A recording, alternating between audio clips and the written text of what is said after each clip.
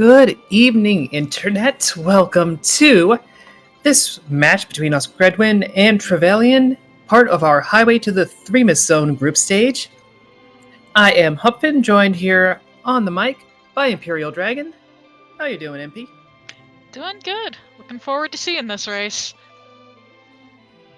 Well, from the first glance at the objectives, we might be seeing a fair amount of race. Our runners have to complete 3 of these 4, but when you're looking at stuff like completing the Giant of Babel or doing the entire Pan Sheila sequence as options, we might be in for some nice hunts. As well as sometimes the Baron Castle basement throne can be a little bit mean. Oh yeah, that's where Odin likes to hang out in the vanilla game, and there are other people who like to emulate his ferocity. Actually, in some cases, I think they exceed his ferocity. Yeah, some of these bosses have learned quite well how to be quite rude.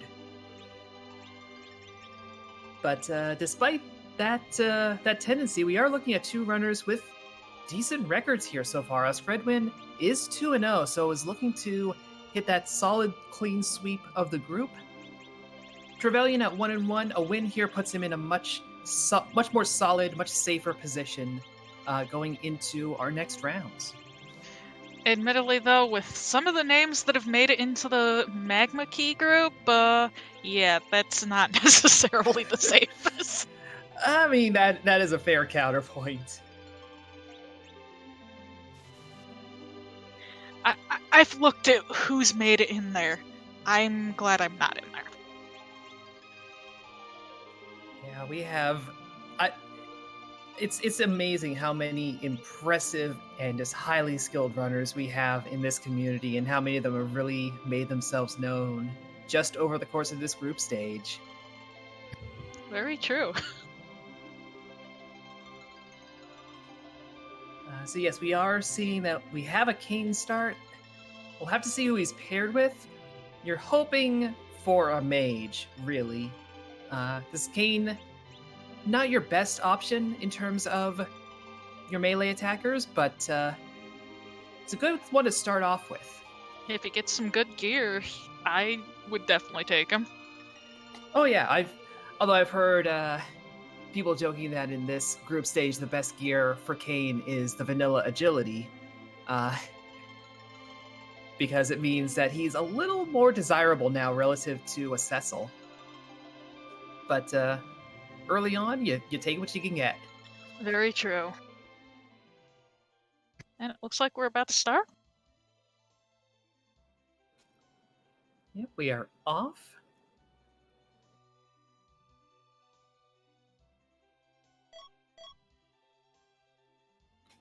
And you know, that is indeed a mage, and that is a wonderful start, honestly. That might have been a very, that's kind of a kind start, considering. I can't tell which twin it is. I am still terrible at it. That is Palom. The little mnemonic that I've put in my head is that Porum wears orange. Palom has the green shirt on. You know, that's actually probably one of the best ways I've heard to keep that straight.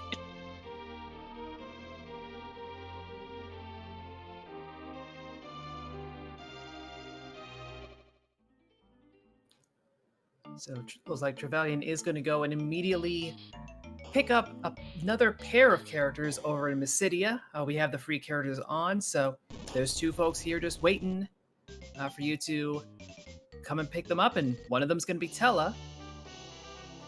And we have another Kane, so okay, that's the start of a party. And Baronin has another Tella.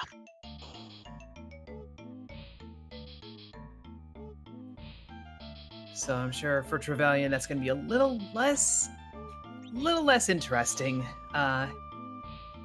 You really only need 1 Tella in your party if you want any for doing agility anchoring kind of tricks, or for facilitating things like a D-Machine grind.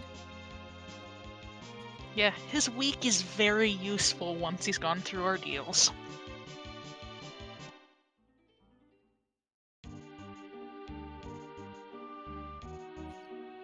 Oscredwin, meanwhile, has gone and visited a shop. I don't believe he bought anything in there. No. We are aware that we have a little bit of stuttering with Oscredwin's stream, but we should be stable throughout. It looks like he is hitting up the watery pass. Yeah, this is a popular early play with this rule set. Since we have a free character, we see in this case it's Cecil. So decide if you want to take him or not, but you definitely know that he's here now. And with the way we've set up the treasure between the Wildish flag and the Sparse, there's a decent amount here that's going to be of decent quality. Oh, and it looks like it's being very generous on the number of chests that actually have stuff in them. Yeah, the downside is it's not as much stuff as it otherwise could be, and you have to go a little further to find out your investment. And Oscredwin with no tella, no source of exit, not going to dive too deep.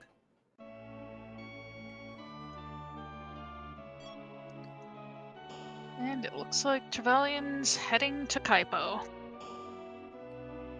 Yep, picked up that Yong up in Damsian. Not positive if that. I think that was Cecil in the bed. Either way, we need a sand ruby before that really comes into play.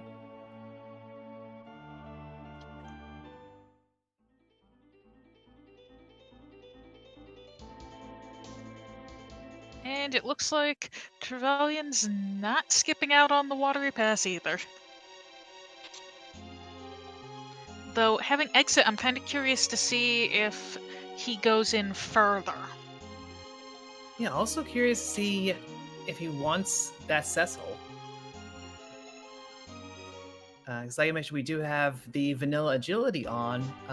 That's why he's skipping over him. If you have Cecil in your party, he is your agility anchor. Does not matter how you set up your party, he is your agility anchor. Otherwise, it's the character who's in the middle of your formation, and you get a lot more flexibility on that front. But on the other hand, Paladin Cecil, he's strong. As long as he's got a good weapon, he's really strong. And looks like we're getting both of them at Antlion. Both of them grabbing that cursed ring. Oh, that is lovely to have. Yeah, that opens up so many more options with anchoring your party. It's minus 15 to every stat, which you only care about it being a minus 15 to agility.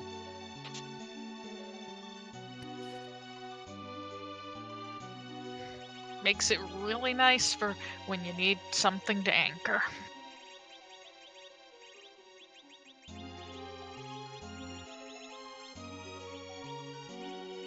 Oh, there's a defense sword. That's really nice. That's extremely nice.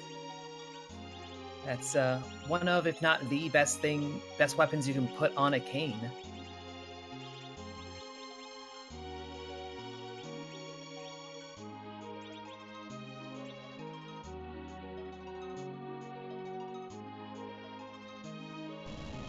So these two are just getting themselves arranged, going in for the first boss fight of this seed against a Mylon of some form. Mylon Z.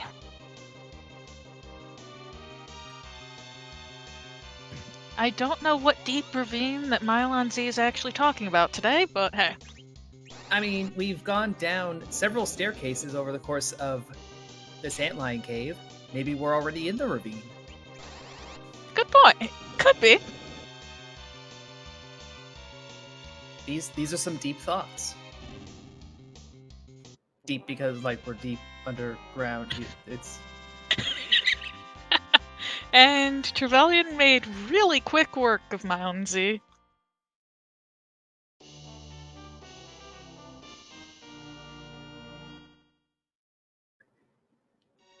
It's picking up some Zeus gauntlets from that, so not progression, but you're getting that strong equipment for those canes early on.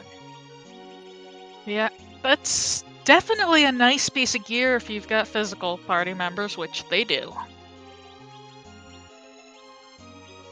Yeah, honestly, looking at Trevelyan's party, nice split of 3 physical damage dealers and 2 magic users. That's not a bad layout to have over the course of a run. Yep. I mean, it's still early, but I could see that being a final party even. Just need the right gear for it. Yeah, I mean, we're not beholden to our selections for party members just yet. Um, although if you dismiss somebody from your party, then they're gone. So there's always the opportunity to pick up somebody new. Trevelyan, though, does not want another punch mage. One is enough. Though that is that was King Queen Eblin in that, I believe, which not really a good thing to see. Nah, excuse me. A fight that free, you want to see in a tougher spot. Or at least a spot that you actually need to do, rather than Or one that that, sort of yeah. can be just skipped. Absolutely. A spot that could be skipped like the waterfall that Oscredwin checked, found a lunar sparkle, and left it at that. Oh, there was silkwebs. Very nice to have behind.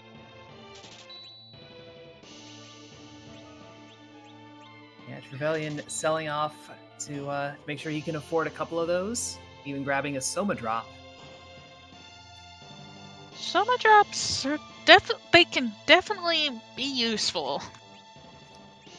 Yeah, if you only really need one, and it makes the D machine grind a fair bit smoother, just because of how it rounds out the math on what you can do with Tella. And in worst case, you can give Kane some MP. Give Kane MP. I don't quite know why, but I'm sure somebody out there has done it. That's why, is because there's no reason to.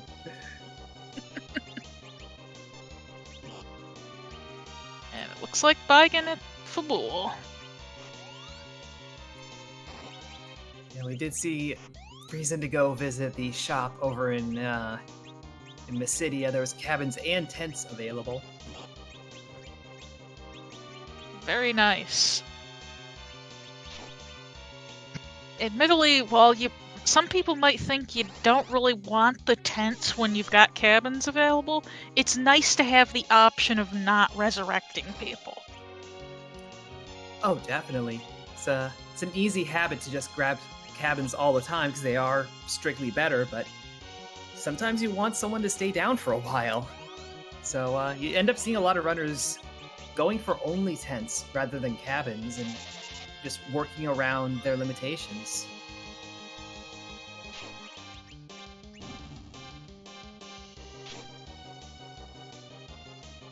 And Oscred is headed towards Ordeals.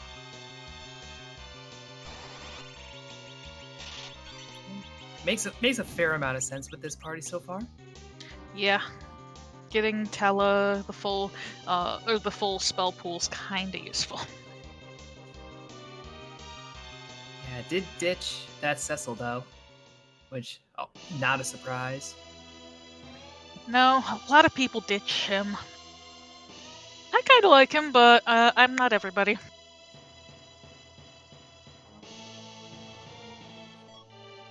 Trevelyan might like that adamant ore that you got for defending Fabul. That is one half of our recurring objective on this seed. And well, it potentially could lead to an Excalibur, but well, don't really have a person that can use it. Yeah, that sword's not about the swinging; it's about the having, and really, it's about the forging. Yeah. And I see that Sid is prepared to join you on your ordeal, but we will send him off to continue his own ordeals.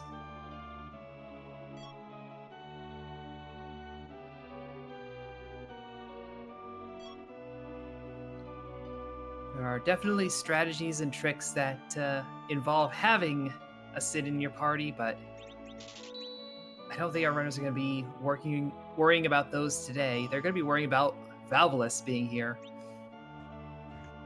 And looks like we've got Starveils in Silvara.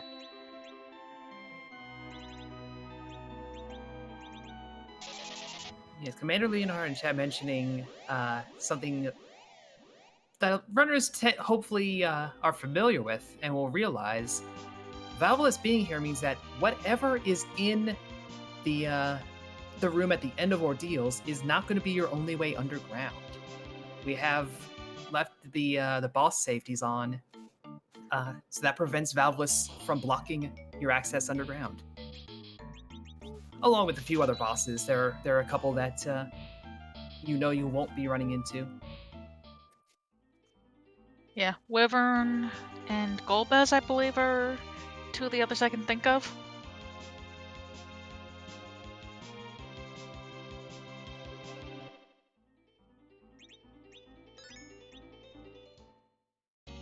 And it looks like Trevelyan's about to join Oscredwin on heading up Ordeals.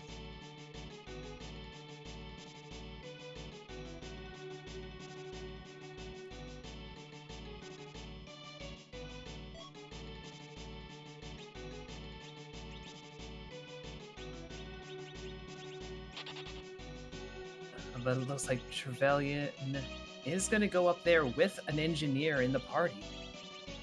Oscredwin has shown that you don't need him to get through.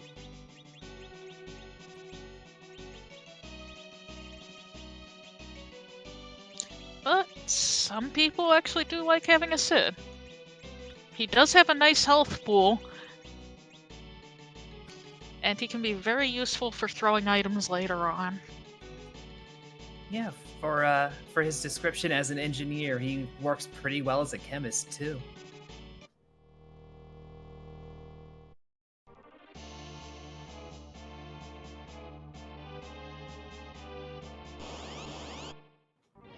We have a 2-for-1 deal in the back attack because we have D-Mist blocking the rest of this check.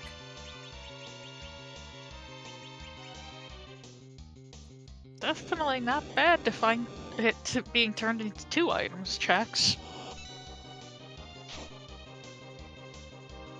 Yeah, though I do think the speed adjustment that comes from it being a back attack might make this a little harder. I don't know that it'll end up being much of a big deal, though. We'll see how he takes it.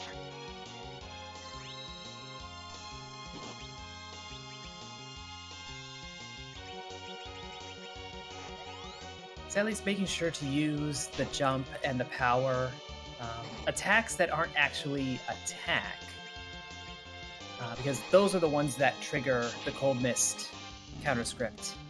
So you can still you can still attempt to do damage while it's missed. It won't hit. And if you don't do an attack, then you won't get a retaliation either. Yeah, and in some spots, that retaliation can sting a little bit. It's not too bad here.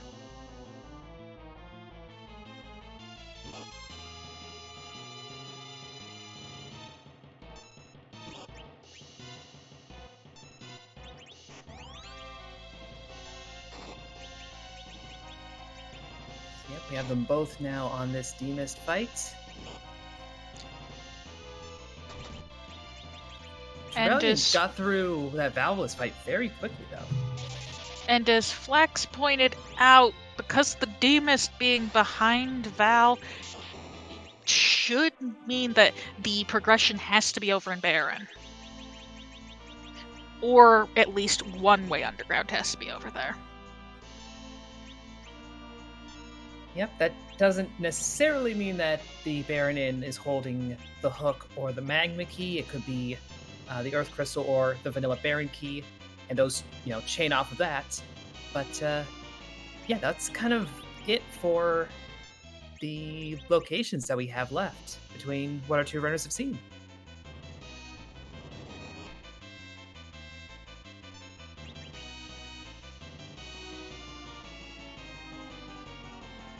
Ooh, darkness. Threemus crystal. Well, that's not a way underground, that's a way to the moon. There's a difference. Yeah, but it still opens up a lot of interesting options. There's the character spot up there, the shop, and also D-machine grinding. A lot of options that will be more interesting than the real fight that Dr. Luigay is about to attempt to throw at us. What fight, Doc?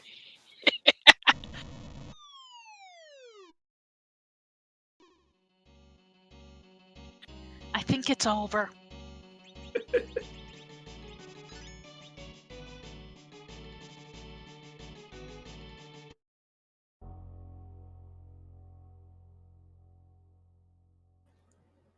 Yeah, that does mean we have the means of doing one of our 4 objectives already. As soon as we get that underground access, we have 2 of those 4 sorted out with that starting pan.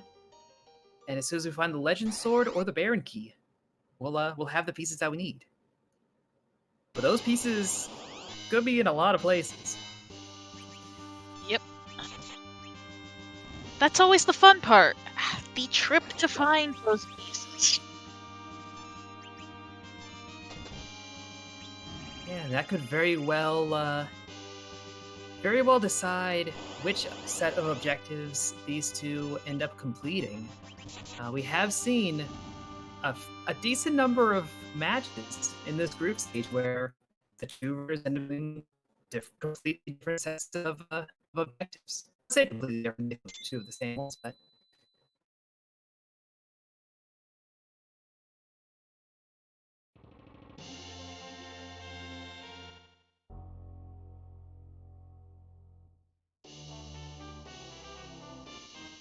Oscredwin hitting up the mist shop as well for visiting Rich's mom.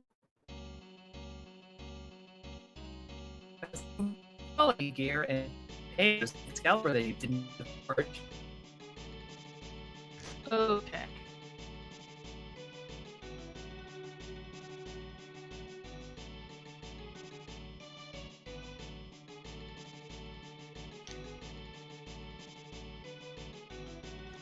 Alright, looks like we've got Trevelyan heading down Ordeal.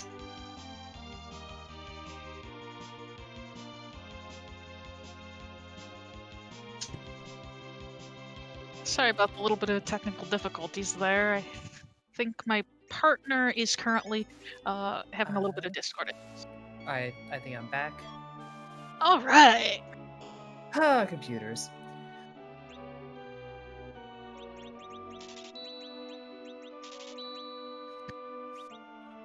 Maybe we'll get to beat one up later. Well, that confirms who's in the bed because, well, the paladin looks very different, so you can't mistake Cecil for Kane at that point. Yeah, it's a pretty solid look there.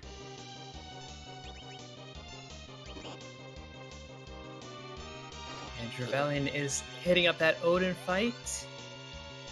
Didn't see if he got a Thunderclaw at any point, so Yang might just have to do normal punching.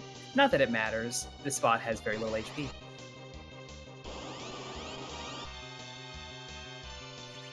And Calbranas.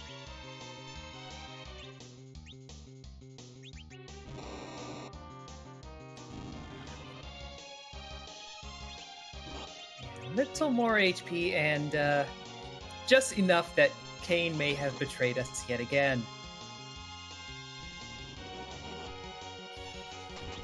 Oof. They got the big doll. Yeah. If you leave only one color of doll left on the field, they do their little fusion dance and become the giant punch very hard doll.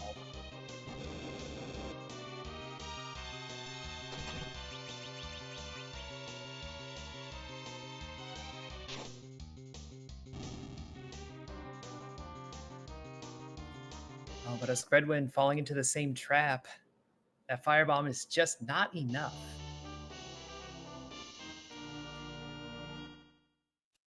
Ooh, and we get a Magna Key. They get the easy way down.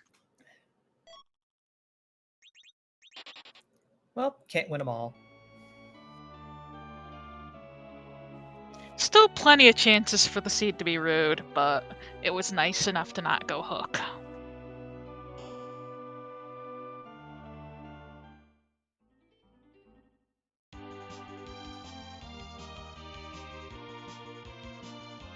Yeah, at this point, Trevelyan is just hunting down that sword or that Baron key. It's Oscredwin not probably more. quite up yet to the Yeah, person in chat. yeah. Oscredwin is probably more interested in finding the Baron key than the uh, the the Excalibur pieces, just because that's one item over two.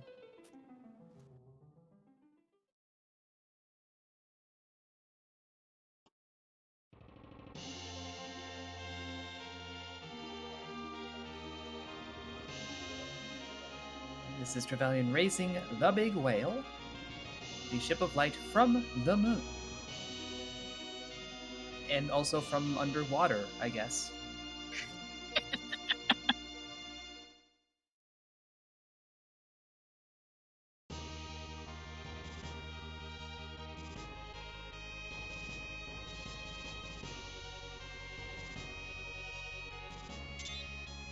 Yes, the adamant was at the Fabul defense that I suspect Oscredwin has been holding off on because they started with that pan.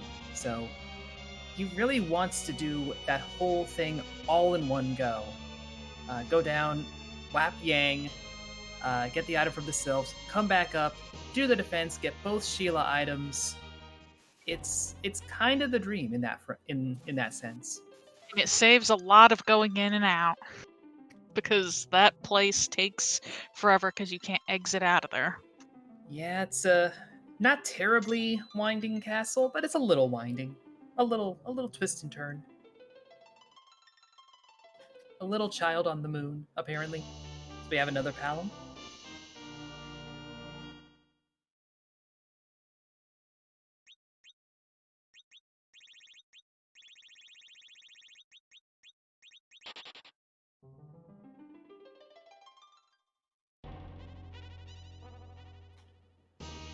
Looks like Trevelyan is sticking with his party.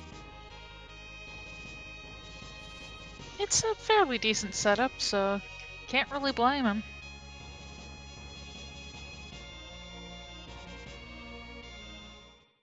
I'd be more likely to change in his place if it had been a white mage than a black mage. Honestly, the same. Right now, your white mage option is Tella, and sure, he's capable of that. Knows Cure 4, but he's Tella. His stats are not really going to augment that very well.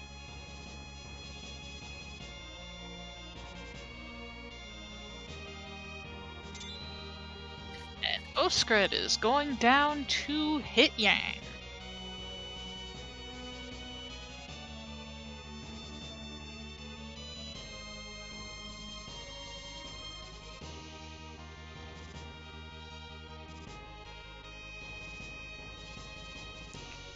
For an Earth Crystal. I mean, you take those. That's 2 character checks if you want to adjust your party at all. You'll have to go through 2 boss fights for 1 more key item. In this situation, you're not that enthusiastic about hitting it, but you're glad to have that option in your back pocket. And also the treasury, if you find yourself in need of gear. Yep, it can have some nice stuff there. And Oscred looks to be looting out the Feymarch. Yeah, found the warriors nice and early. And once you know where they are, you do everything else. Yep, and with this being an area in the underground with a trap chest, T Wildish is going to lean more heavily towards these kind of spots. So, again, you're going to have a lot of pre-open chests, but the ones that aren't, they're going to skew better.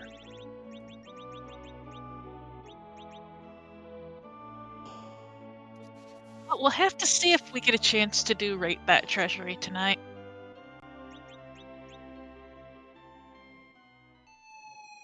First, Oscredwin is going to let us rate that freebie, and it's an Artemis bow. If you've got a Sid kicking around, that's not bad. True enough. It's definitely got its uses. Not really sure I'd be considering it that great for that setup, though. Nah, I'm kind of with you. It's the strongest bow, for sure, but that comes at a whiz and will penalty, so you're gonna be really hesitant about putting it on any mage. Yeah, Oscredwin doesn't even want it in his inventory. Hey, it's also good for something other than using. It's good money.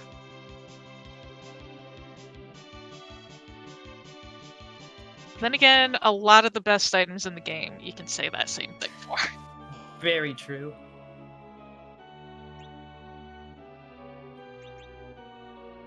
Trevelyan first going off to Tomra. Finding a couple items, not interested. Just gonna stick to looting.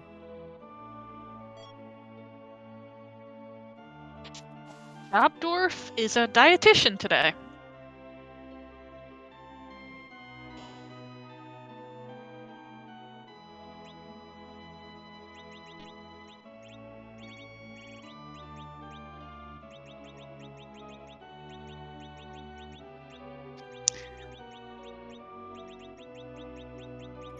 I appreciate when they go in and they talk to both of the dwarves in there, just to make sure they got the right one. Yeah, sometimes you can't tell which one's which right off. It's always the one that starts to the upper right when you first come into the room. So keep your eye on the prize. Keep focused on what's important. Where that job dwarf went. Things like looting and defeating bosses, whatever. Jobdorf is the most important thing.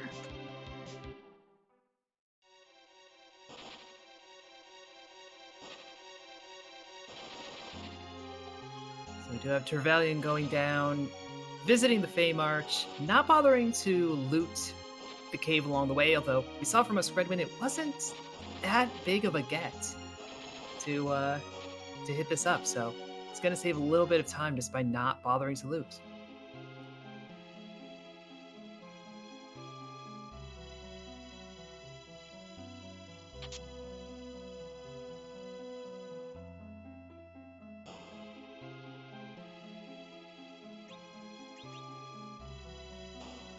Meanwhile, Oscredwin has done a quick check of the Dwarf Castle. I assume is going to save and then, heal, save, and then dive in for the battles. No, gonna depart the underground entirely.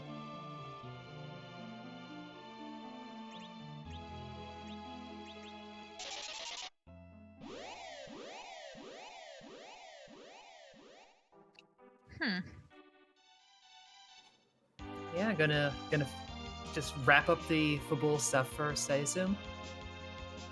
See where those 3 remaining key items, or 3 remaining checks, I should say, well, they'll take them.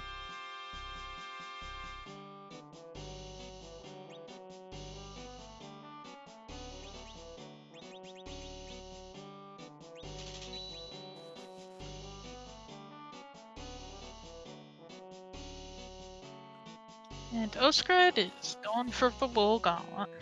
Or the gauntlet spot, I should say. I'm tired. It's alright. It's alright. That or I'm just forgetting things. Well, Trevelyan dipped in, bought some Bacchus, and I guess decided that he had forgotten Fabul, or forgotten the pan sequence, and is going to pick that up before going to the castle himself. Both of our runners have someone who can cast Warp, namely Tella, so there's nothing to really push them away from doing Dwarf Castle other than raw levels.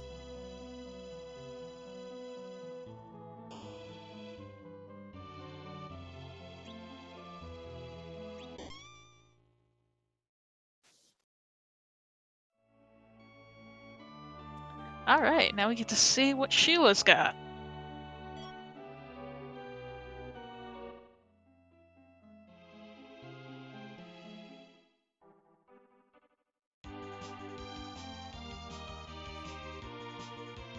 Oh, that's one unnecessary key and one possibly unnecessary pass. Might still come in handy, but Yeah, sometimes it's nice to have the easy way to get there. And seeing as they don't have an objective that requires you to actually be on the moon directly, I could see it getting used. yeah, we did need that darkness crystal for the giant, but that's it now. And chat, sirens, coffins, and hourglasses are not guaranteed, and it is quite possible to see them. See seeds completely missing all of them. Yep, that makes it all the more reason to learn the D machine grind, and to learn how to prepare it, so that if you are stuck in that situation, you at least have that option. Every other potent grind available, you kind of need sirens for. Oh, that's. I did not see Trevelyan turn in the pan. I didn't see it either because I was looking more at Oscredwin's screen. So, let's hope he did, or hope he remembers to. We'll have a better idea. Oh yeah, no, it's still in his Didn't turn inventory. it in. Well.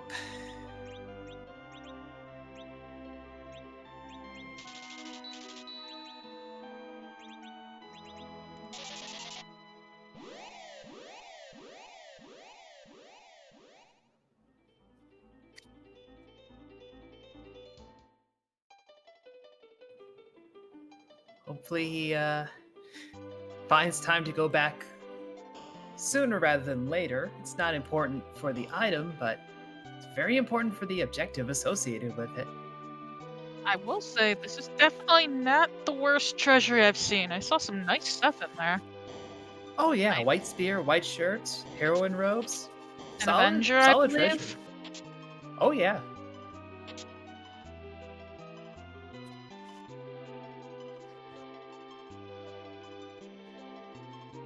So even if our runners never bother with Tower of Zot, they still got good mileage out of that crystal.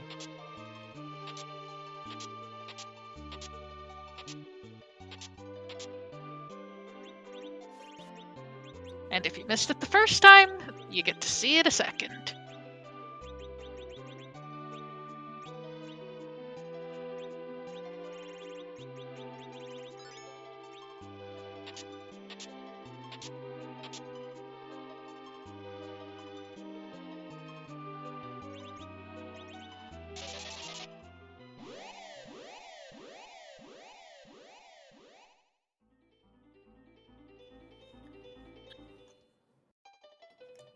So yeah, at this point, wonder where we're going to see people heading to. I think Trevelyan is going to do Zot.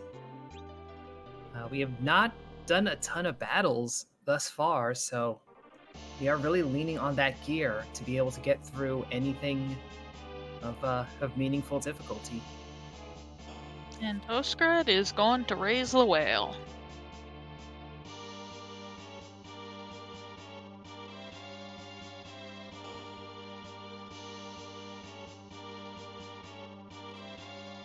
Now, there is a trap chest up here in Zot, so the treasure here would be weighted slightly better, but there's not much here. There's not really any reason to dig into the chests, and they're all pretty out of the way, really.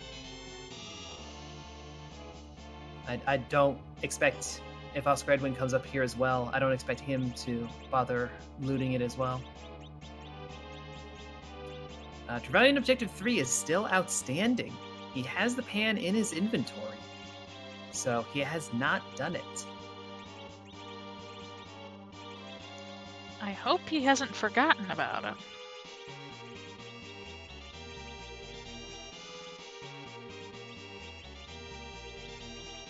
Because it's easy to forget that kind of thing.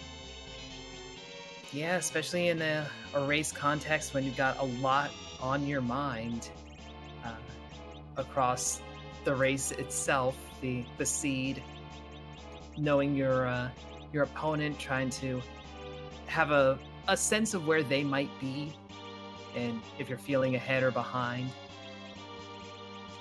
Yeah, regarding the question, we did see the pan still in the inventory. Mm-hmm.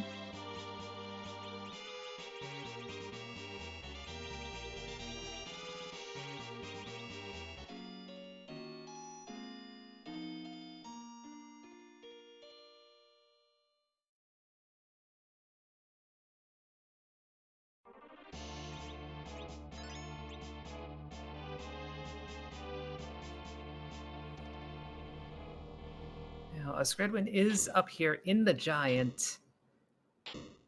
Did not see him set up the manipulations that people have been kind of showing in the last couple of weeks.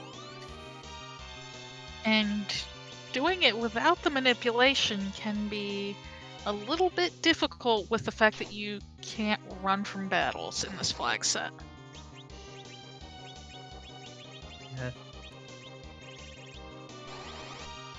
Well, we'll take on the element spot first, finding Kanazo. That's only a single element, and it's a very rude one to have there. Yeah, that definitely is not someone I'd want to see there.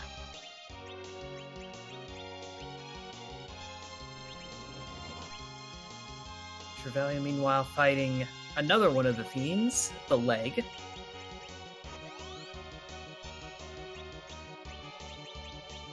This is proving to be a much smoother fight here in the Magus Sister spot. Although naturally, the Magus Sisters, the magic is going to hit kind of hard, but not the worst.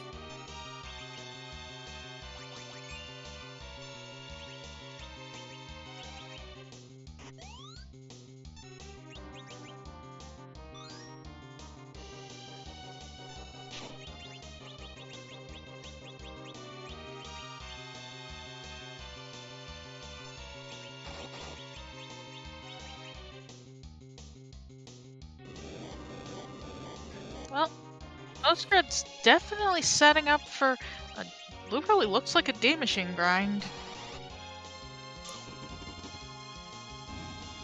We'll have to see how that goes. Yeah. I think Oscredwin has decided he's got really good gear out of that treasury. So it's time to just get up in the giant and grind until you can exit.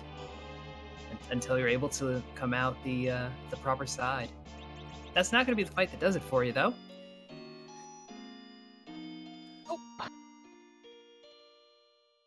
Unfortunately, without pre-setting it up, if the fight is not something you can kill, resetting out's about the only option.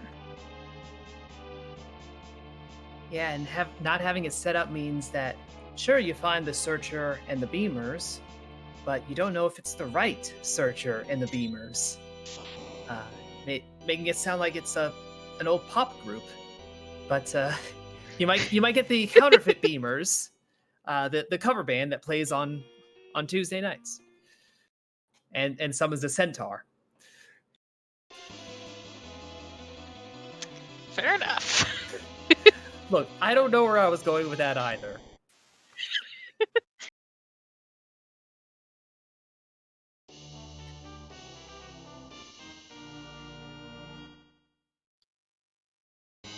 Well, not really that great character selection there. Just a Tella and another Cecil, but oh, looks like Yang is getting kicked. Yeah, I guess Trevelyan is okay with using Cecil as the anchor, or at least having him in the party to do damage. In the meantime, and yeah, that was the Centaur fight. So Oscredwin's back to the save point, back to starting over.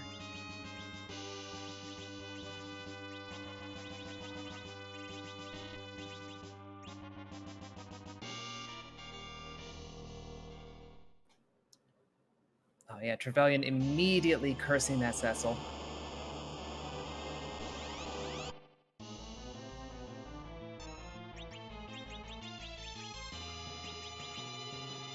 An evil wall.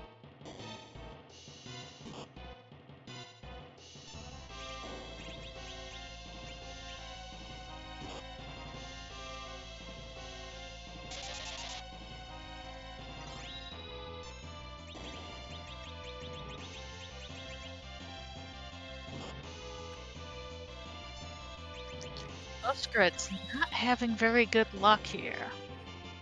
Oh, that's 4 whiffs now.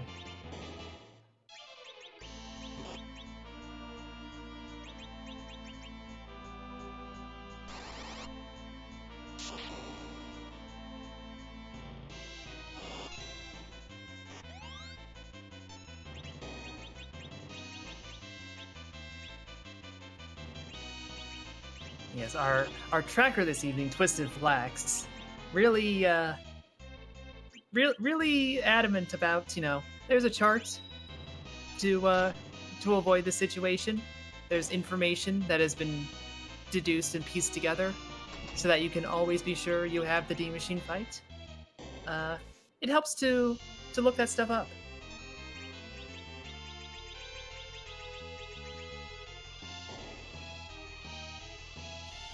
It is a very useful chart.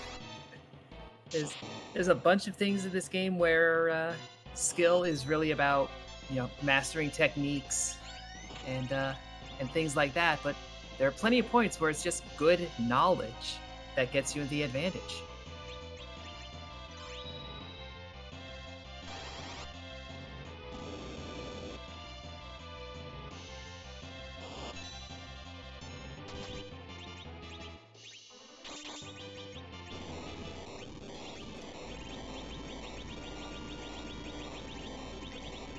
The chart that we're talking about is over in the Free Enterprise Discord. We have a whole collection of various resources that are pinned in, I believe, the League channel. I can't remember for sure. Flax could probably tell you where it's pinned at because he made the chart.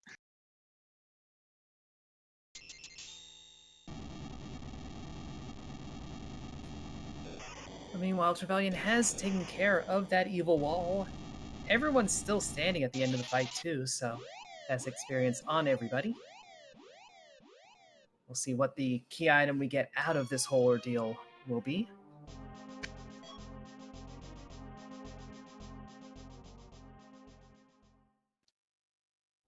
Package.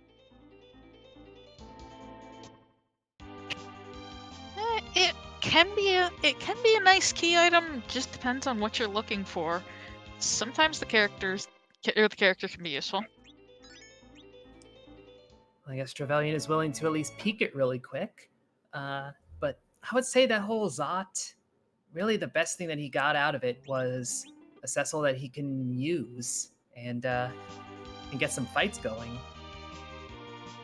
As was mentioned, we saw the one in the watery pass, Trevelyan skipped him, so at that point you have the knowledge. I can level this paladin up as much as I want. There's a second one in the back.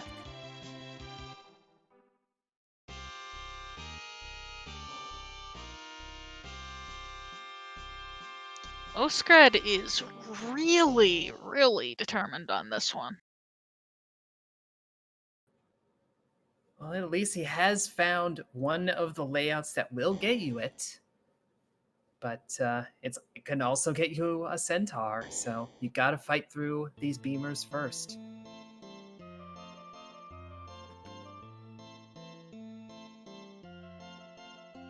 And the dancing tentacles over at the dwarf castle. Yes, Octoman doing a bit of, I guess, synchronized swimming. I guess that would be. Yeah, that does sound about right. I don't know if it's synchronized swimming when you're the only one there, but close enough.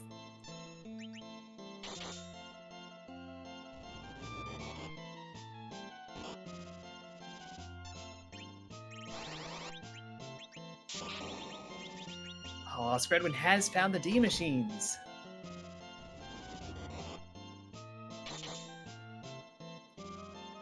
After about a dozen or so times, resetting out. Hey, first try every time.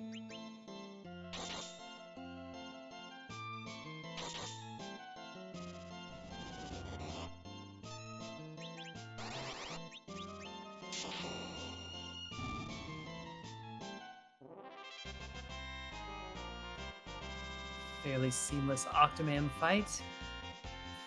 Not the most terrifying spot to deal with anyway. And that is Quake on Palom. So that is one souped up murder child. And Oscred is doing a strategy that you see sometimes where you use Ice 2 after you do the week so that you can possibly get up to or at least 2 lives. I've seen as many as 3 lives for the life glitch go through that way. Yeah, it buys you that little more time, which could be the difference. And with that life glitch, like MP mentioned, the enemies, they have, HP and all of that, but they kind of lack a vitality stat, which means that when they are revived with a life potion or life spell that, is based on that vitality stat, it doesn't do... Well, I mean, it brings them back, but it doesn't bring them back with HP. So they just die again. And you get credit for 2 kills. Or potentially 3 if you have the timing right. Yeah, or 4.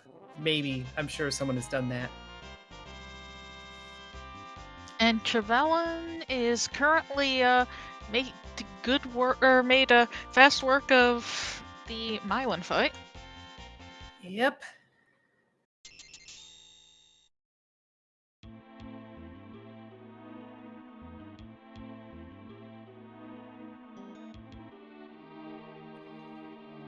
Picking up that rose, I think, is going to be a net benefit for him. You now have a dedicated, proper white mage to do all your white mage business.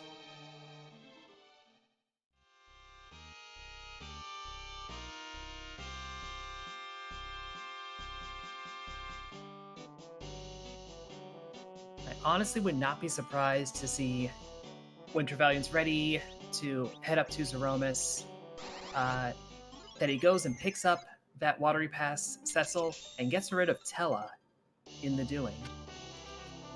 Well, the latest in Dwarven fashion is apparently Bahamut necklaces.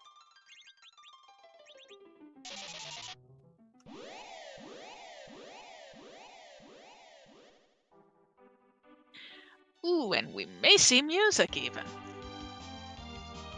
Hard to tell. Well, it's a one-off, but it's a good lead to have. And right now, Trevelyan is not looking at a lot of very, very potent options when it comes to location checks. Unless you're willing to go to the moon with this party, you're pretty limited, and they're all going to be one-offs. And if you're going to do a one-off, you might as well have some tunes.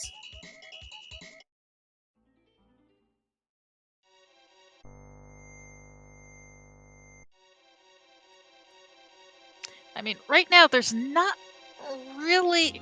Well, you've got either D machine grind or doors. There may be a couple other grind options. I'm not... Those are basically the ones I would use of the ones available.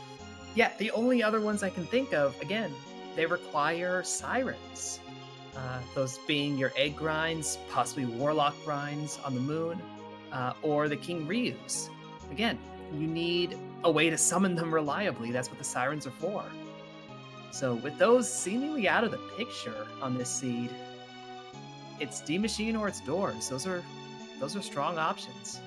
You can try to dig for the reaction grind up on the moon, but that's a little a little more finicky, I would say.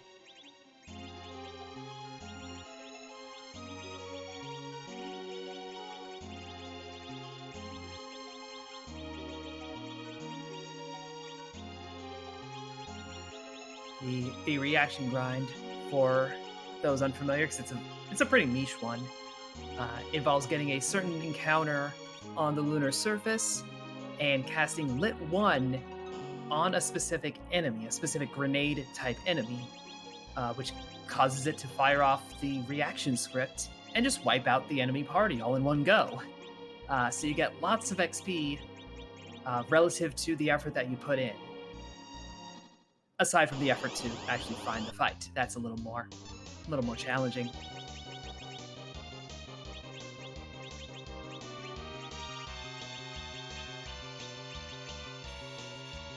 Oh, and looks like we're about to see some music. Or, well, hear it.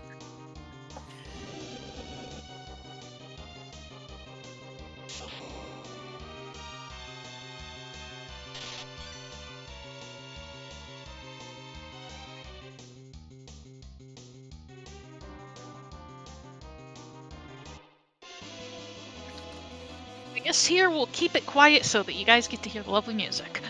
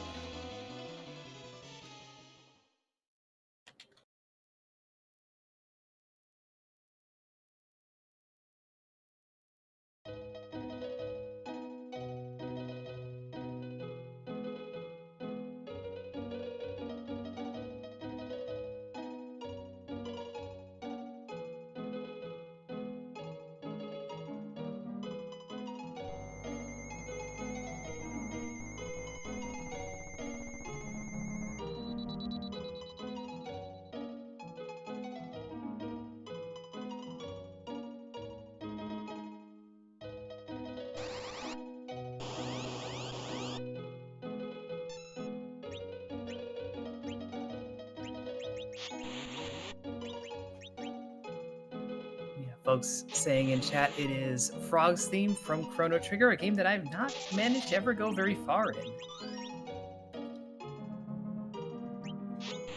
It's high on my list of to-dos, but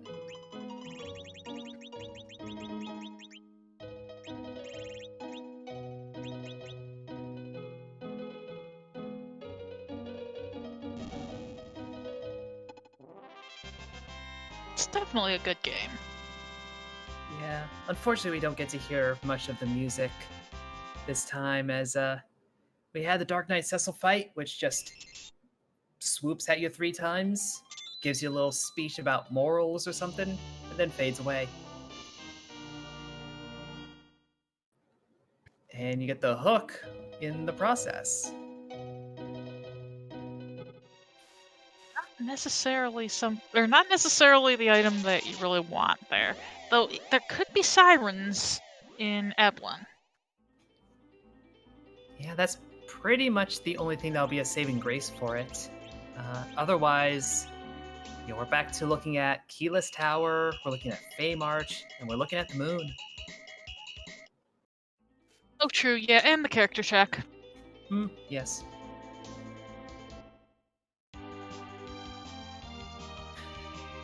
And Oscredwin is looking at that turtle yet again. Having done a bit of a grind, but didn't look like it was a Oh no, it was much more substantial than I initially thought at a glance. Oh yeah, that's a pretty hefty one. But Kinazo be fast. Immediately gathering the water. Well, immediately punching Tella, and then gathering water, and then waving.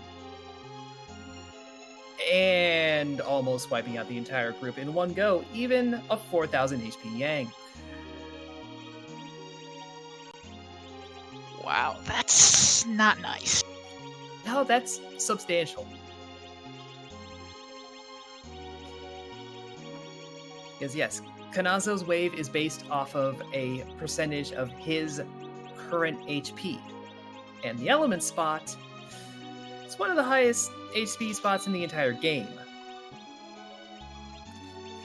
And Sirens and Hourglasses. Ooh. That hook paid off pretty nicely. Yeah, Trevelyan now has a lot more grind options available.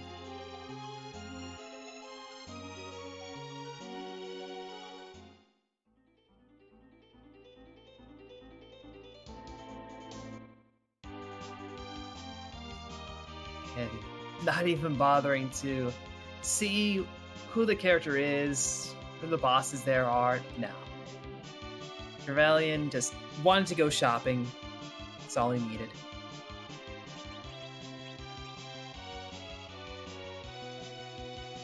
Well, with that party, I can't blame him at all. That is a really nice setup.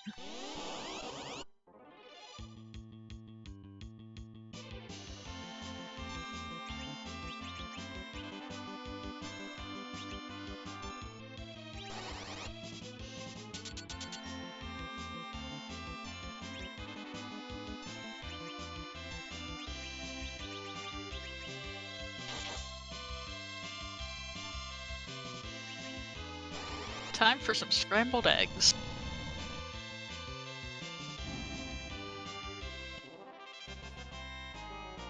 Yeah, I feel like if I was in Trevelyan's spot, I might actually consider going and doing one more check before doing this. And I say that simply because Trevelyan is at 9 key items. If you manage to have 10, that boosts the XP for everything that you do. I guess actually he was just hitting a couple of eggs to be a little more safe for the tower. Definitely not a bad option there.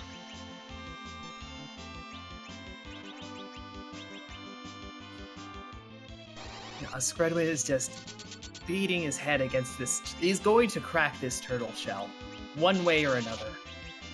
I would say come hell or high water, but I mean the high water is here. That's Kanazo's whole thing. Yep. Very good point.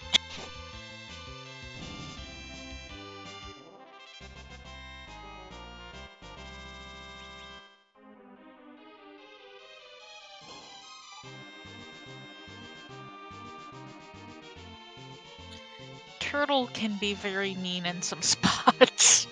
Yeah. And I mean, this isn't just raw stubbornness. This is objective number 2. Complete the Giant of Babil. Oscredwin is looking at that one's like, I'm probably going to have to do this.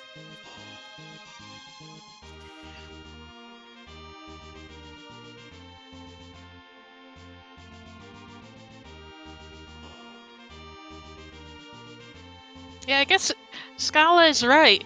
Kanazo is hell and the high water. Yeah, all in one. I mean, I was willing to let Rubicante be the hell and Kanazo can be the high water. I mean, however they want to set it up. It's up to them, really. Yeah, fair enough. And that is a lunar sparkle.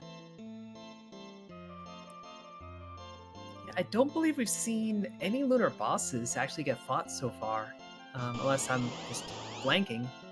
So we don't know what this is going to be until we see that it's Ogopogo. Oh. The nope rope. He has a tendency to be kind of mean in some spots. And by some, I mean a lot of spots. Yeah, throwing out, always throwing out that double big wave to start. Counters pretty much any spell with Blaze. I think literally any spell that you might throw at it. Not a great spot to be in.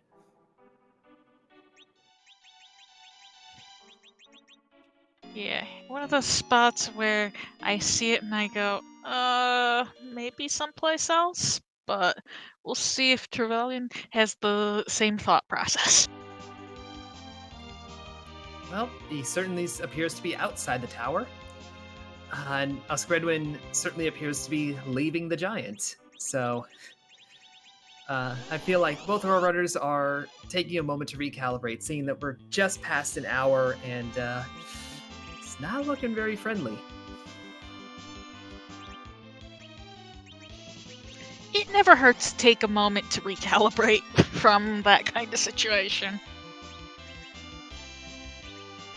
Yeah, what's pretty wild in this whole thing is Oscredwin, having done that D machine grind, it's got pretty solid levels from most of the game. Could honestly probably take care of the other 3 objectives without needing to gain any XP. All things considered. Yeah, definitely moon bosses should be doable. Mm-hmm.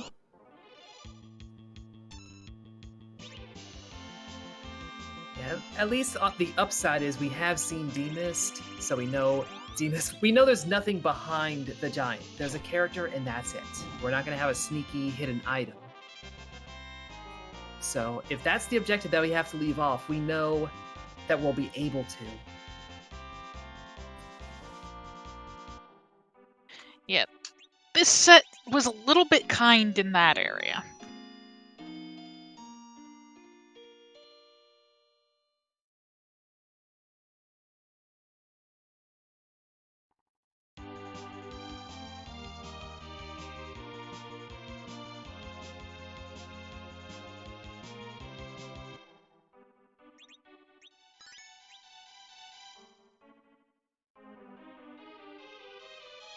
And Oscred is visiting the small child on the moon today. I suspect he'll cast the child aside just like Trevelyan did. Yep, much quicker about it. Once you've done your D-Machine grind, you've pretty much committed yourself to the party that you had. Simply because even with slingshotting, it's a sizable effort to bring another character up to speed. Especially with Oscred not having found the sirens. Absolutely. I mean, you can hope to let them survive a boss fight or two and kind of get it that way. But you're not going back for second grind. You do not want to.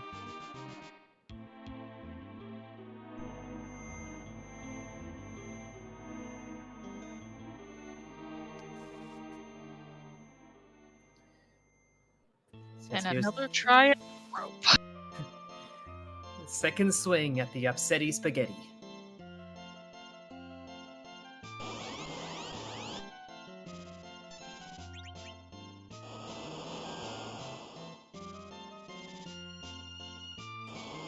Coming in this time at full HP, which is much better immediately than his previous go.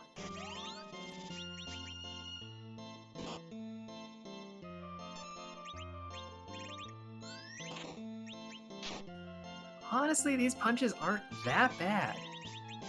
Hitting only 210 on Palom. Granted, back row, but mage armor. So, yeah, a little more on Rosa.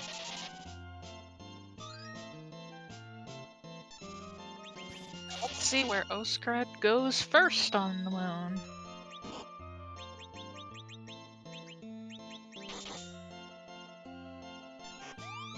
Well, straight to the ribbon room. Finding Asura. This is where you want to go first if you're going to the moon. There's 2 items to come out of it.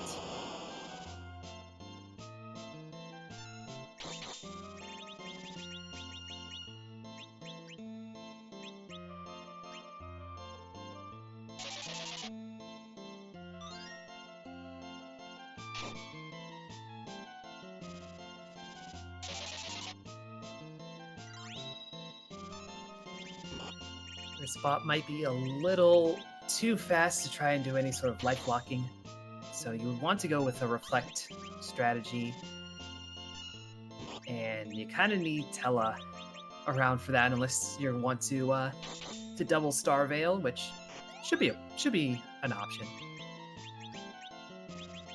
As long as you've got the Star Veils. Yeah.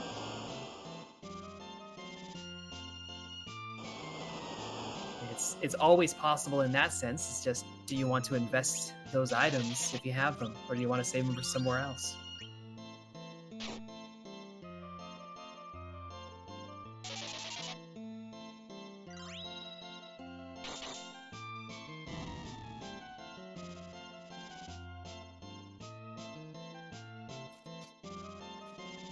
Trevelyan does get through. Toast.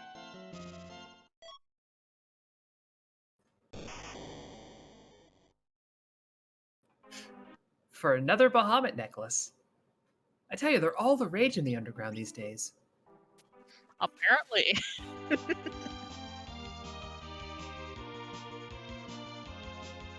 But decides to reset out, doesn't even want the XP from that fight. Because it's a lengthy walk. And you can't exit out of there. Yeah, I can understand that one.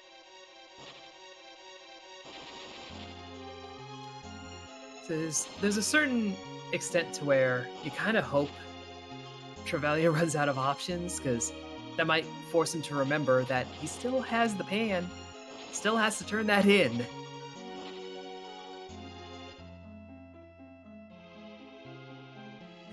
Well, either that or he'll figure it out when he gets to what should be his third objective and realizes there's no crystal. Yeah, you just hope that's not, in the depths of the lunar subterrane. Although I guess you would get a pass out of the deal, so not the worst thing.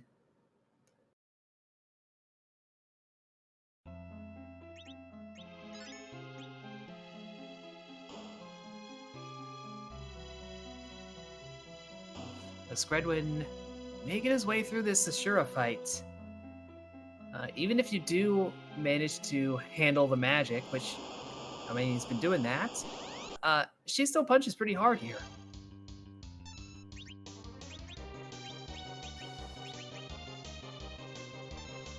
And as if we didn't have enough Bahamut. Well, admittedly, this Bahamut is probably... It could make things... This spot actually not the worst thing. Mm-hmm. I mean, Starveils, it's definitely not definitely not a boss I mind necessarily seeing here.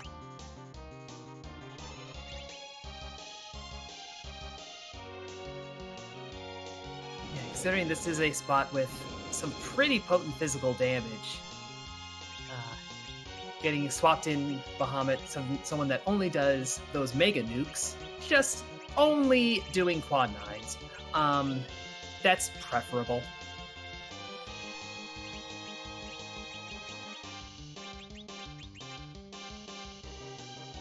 As odd as it sounds, that quad 9s is preferable. I mean, is doing quad 9 magic in this spot, that's better than physical attacking.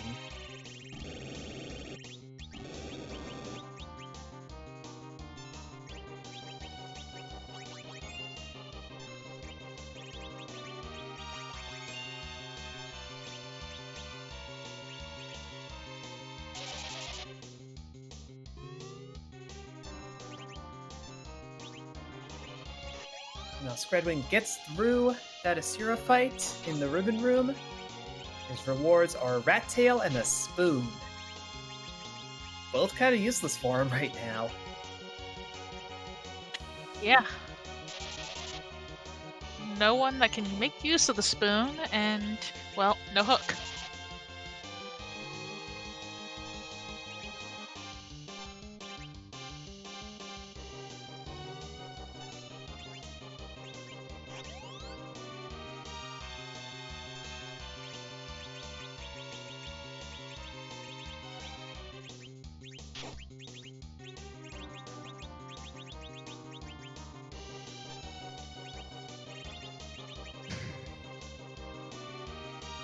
Well, ain't that a laugh? Well, Golbez definitely not somebody you'd really like seeing.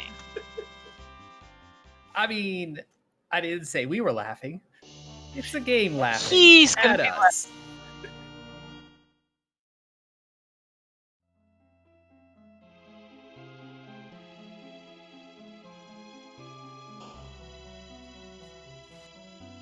Looks like So the the party of pigs should make a difference.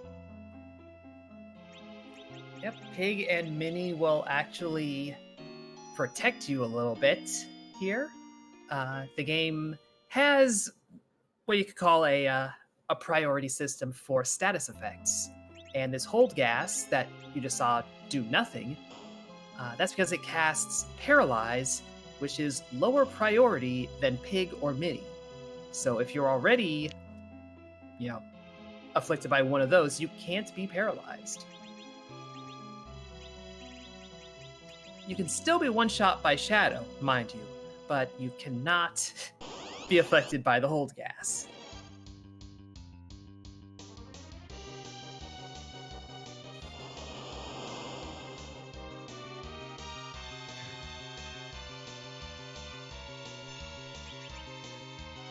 Well, Trevelyan's now got 10 key items and is facing Leviathan.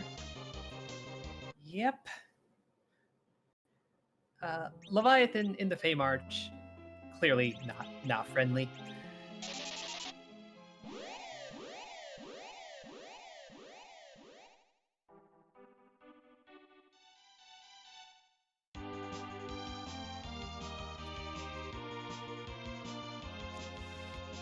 You know, I think that cane jumping as a pig does count as pigs flying.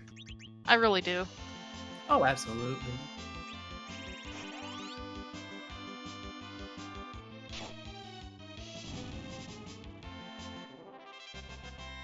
Which means we'll see all manner of impossible things about to happen, like getting through that Kanazo at Elements.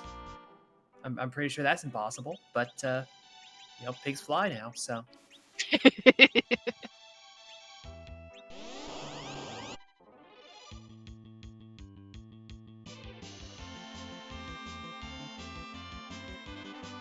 He's grabbing a Sand Ruby from that Gomez fight.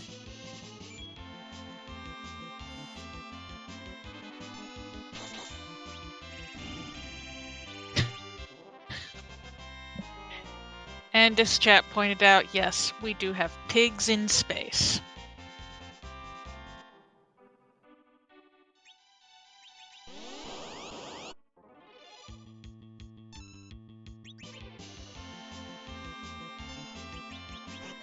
We also have only three key items, I'm sorry, completely unaccounted for. The Baron Key, the Tower Key, and the Legend Sword. The longer this goes on, the more likely that those are going to be kind of clustered together. That we're going to need the Baron Key to get the Legend Sword and the Tower Key, or some permutation thereof.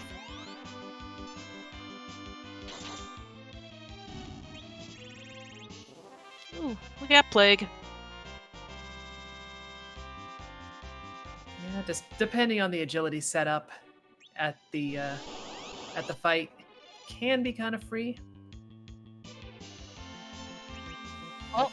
Also, if you know how to handle him, he is very free at times. Yeah, the only way it really becomes dangerous is when the counts move much faster than you're able to. But looking like that's not going to be quite the case here. Able to use those kamikazes. For anybody who's unaware, Plague casts count to basically kill the party off after it does a 10 count, but if you kill somebody and resurrect them, they will not have count and he will recast. Yep, and that recast resets it for the entire party that isn't already dead. So we're seeing a few of Oscredwin's party members taking their turns and falling to the floor, which really just spares you from having to knock them out yourself.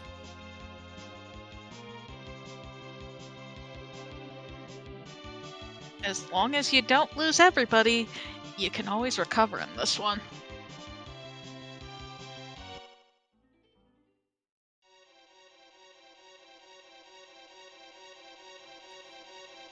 Trevelyan is back on the surface, back to the watery paths.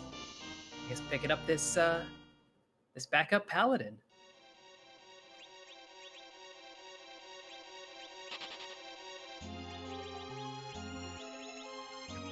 Oh, just a Bacchus wine off the plague fight. Oh, I can actually understand why Trevelyan did that. Fresh anchor, and really with the sirens and all, you don't need Tella. Yeah, you've avoided needing to do the D machine grind. You've basically avoided anything where you absolutely need him. You've got a white mage in the group. I believe Trevelyan still has that Palom. So you've got all your magic needs covered at this point. And You might still have one or two magic wands, but you've got the needs. Yeah. And with the other Cecil that's currently leveled a little bit beyond anchor point, now it's just a useful character.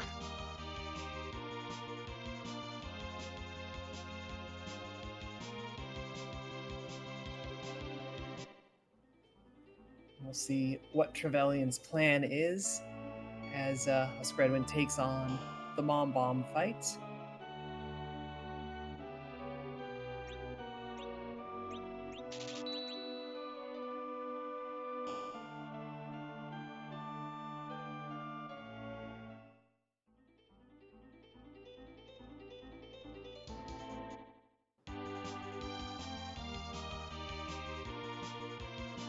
Our lovely seed roller and restreamer Asuka asking, has Trevelyan been to the moon? Briefly, just to discover the child on the dais and attempt a little bit of shopping, but has not gone and done any of the subterranean dive that Oscredwin has now done almost all of.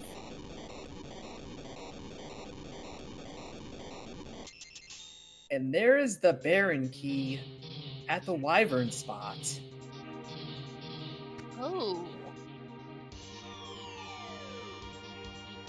So, we could declare this go mode, because Oscredwin has everything he needs to be able to do 3 of the 4 objectives and thereby complete the seed. The problem is that turtle. That turtle is no mode. That turtle is mean. And that turtle is a rude surprise for Trevelyan at the end of this giant traversal, as he has not been up here yet, so does not realize that King Nazo at Elements is the ultimate blockade.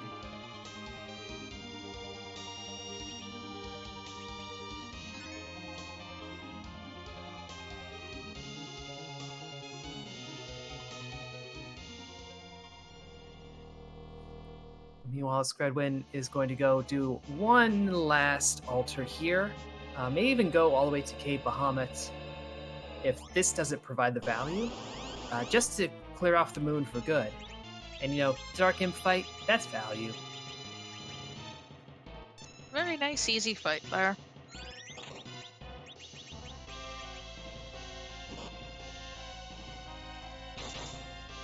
Though they certainly punch hard. Or, well, stab, I guess, in this case. Yeah, it's a little stabby. But they are one of the bosses, or air quotes, bosses, that aren't afflicted with the boss bit.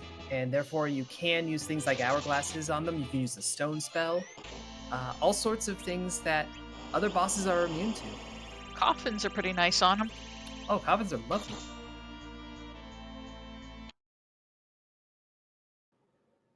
And yeah, Trevelyan encountering the problem.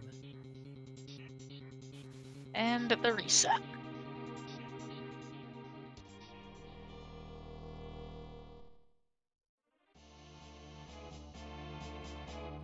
Looks like he will give this another go. Oscredwin got the white shirt out of that Dark Imp's fight, so again, not a key item. But it is, high tier endgame gear, so He's got that in his back pocket, at least. And looks like Oscred's headed to visit Bahamut. Or, well, the Bahamut location.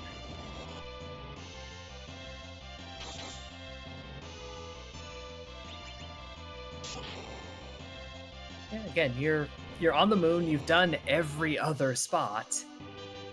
You might as well hit it up and be done.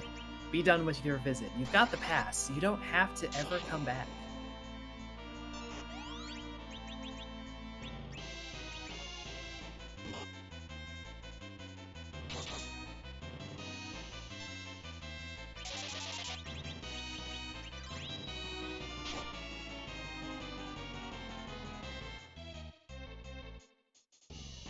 Oh, Dark Elf.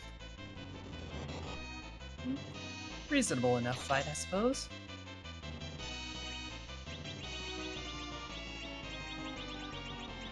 I mean, we gotta see with Kanazo at Elements, every fight looks reasonable. Very, very true.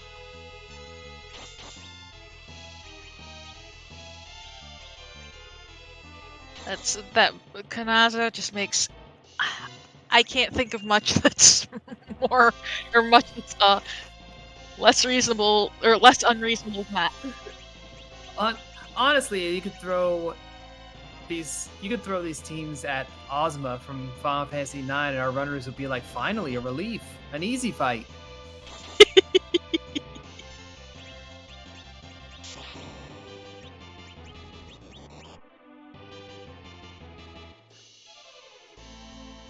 And, you know, that Berserked Cecil holding it down, swinging for many thousand per. So that is going to really reduce the waves, and as soon as you can get those down to a consistent, manageable level, you can clean this back up. This is a fight that starts off a lot harder than it ends.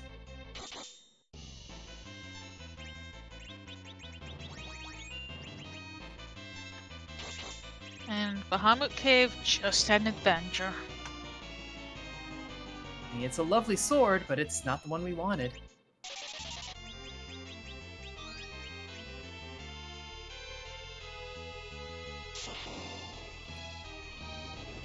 I mean, ultimately, that is 3 key items that came off the moon. The Baron Key, the Spoon, and the Rat Tail.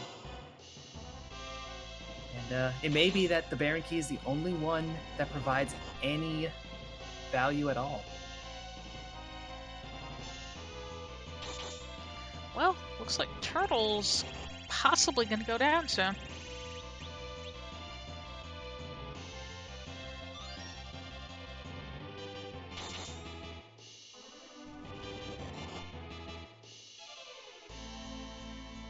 Yeah, you see that remedy that it does, the 6,500. That's a lot of HP that Kanazo started with, if it's doing remedy for that much, but Trevelyan knocks it out.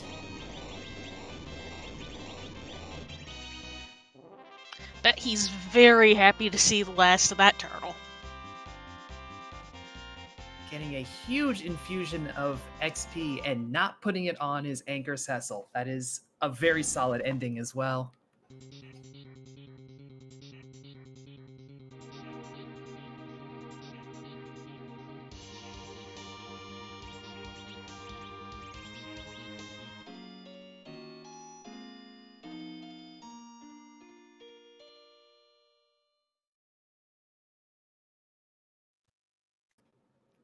So whoever we see it... Oh, go ahead. Of course, we do still have... Trevelyan does still have the issue of, even once he has this done, he's still missing a piece for Go mode. Yeah. This will only be his first objective completed at about an hour and a half into the seed, a vanilla CPU fight. It should be his second objective, but, you know, gotta turn in the pan. That's the objective, is to turn in the pan.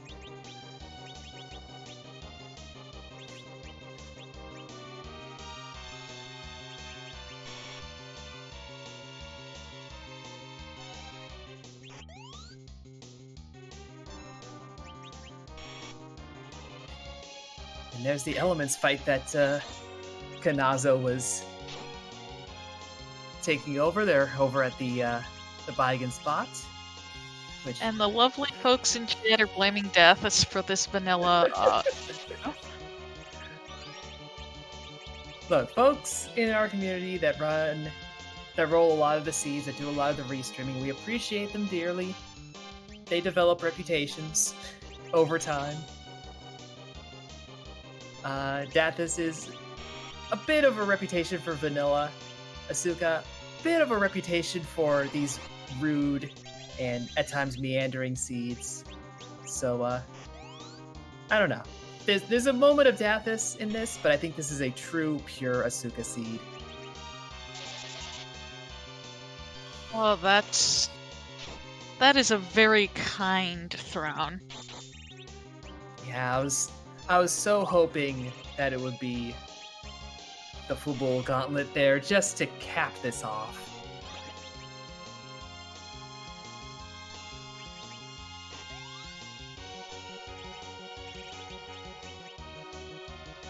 Instead, we have a fight where all you have to do is hit it 3 times, and you're done.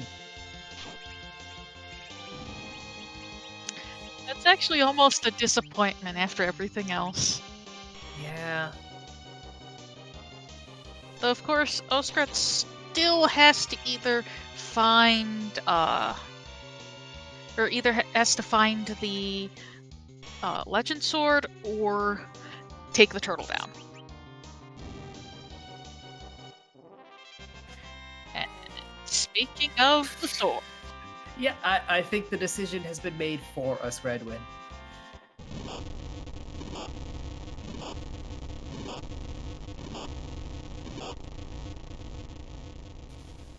So in reality, there is no way to complete this one without doing the Baron Throne. That's what it's looking like. Or what? Yeah. Odin was required. The moon, thereby, was required. And Trevelyan finally gets an objective on the board at, like I said, almost exactly 1.5 hours. It's the only objective that Oscredwin isn't going to do.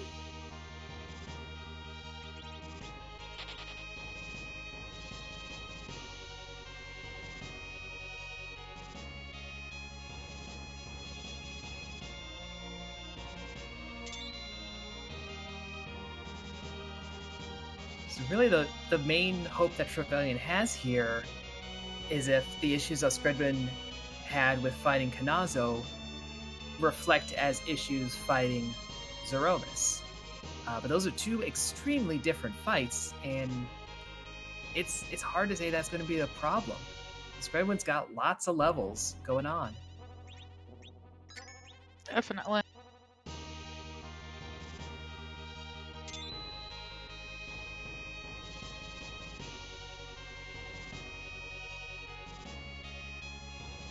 At this point, he is just doing whatever shopping, doing whatever preparations he needs to before going down and forging that legendary Excalibur that he has already had in his inventory for a bit of time.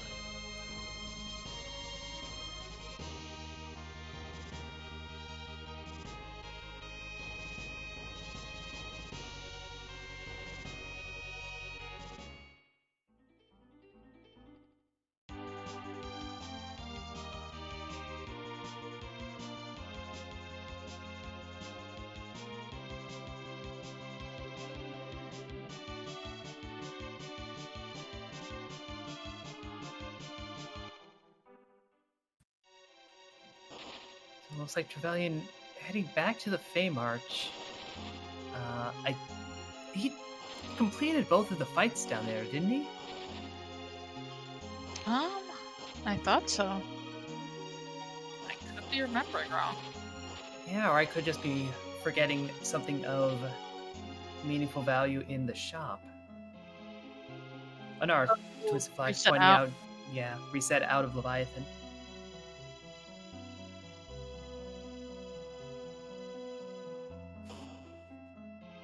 And while he doesn't know it, we certainly do know. Unfortunately, that's not going to get him anywhere. Yeah, at this point, there's not even a lot of things that it could have. It may just be a red herring tower key.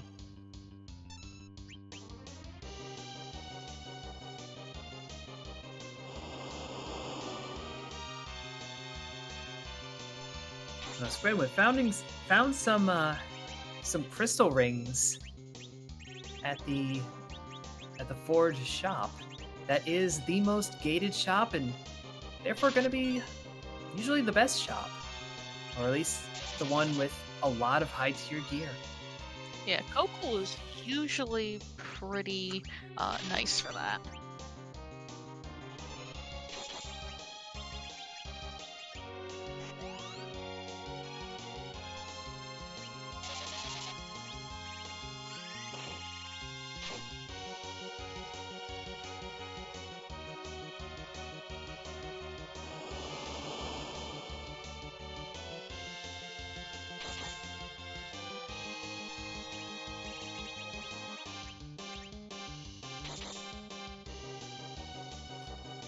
This time Trevelyan having a bit more HP, a bit more power,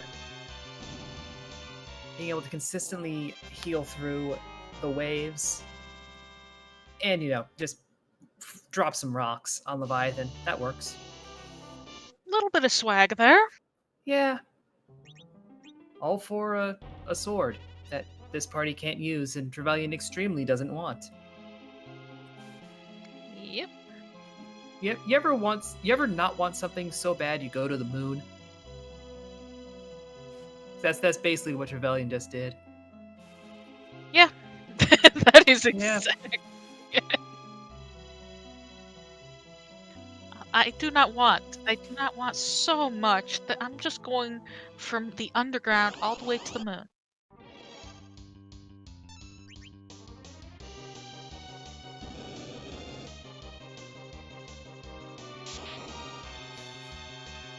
Now Oscredwin faking us out a little bit. Folks are getting those Z flags ready in chat, but there is there's a character up here.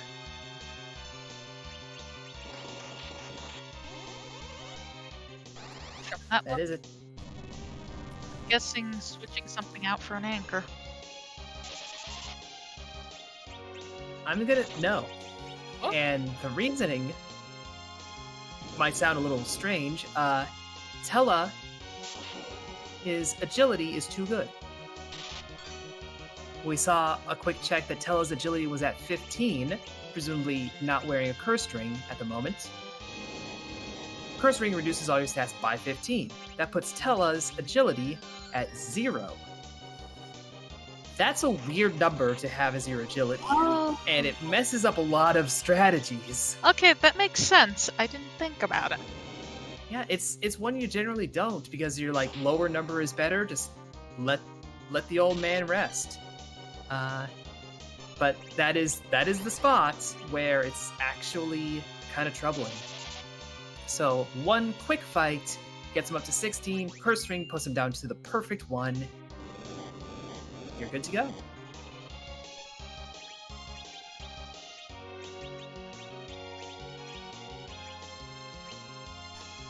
We may now resume waving these wonderful Z flags. And MP, do you want to explain why the procession of flags is sure to begin? Well, one thing that they did when they made this randomizer, Threemus himself, he's kind of boring to see every single time. So, instead, he's now random. We've got a collection of, I'm not sure how many pictures or how many different sprites we're up to at this point. Hundreds. But literally millions, if you wish to be incorrect. Over 450, according to Scala Kitty. That is a lot. Yep, but only one will be the butt that we kick tonight. So, whose butt are we gonna kick tonight?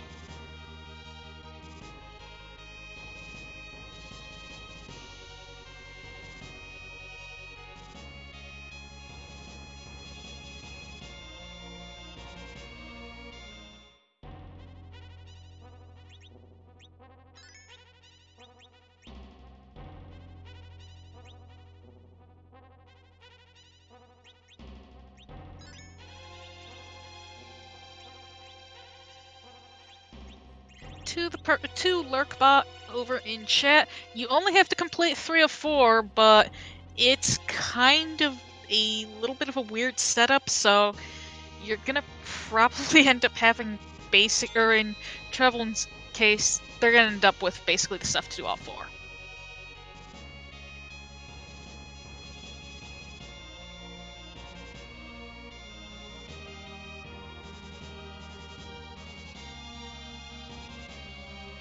And it looks like Zeromus has cast Vanish. Voidamus.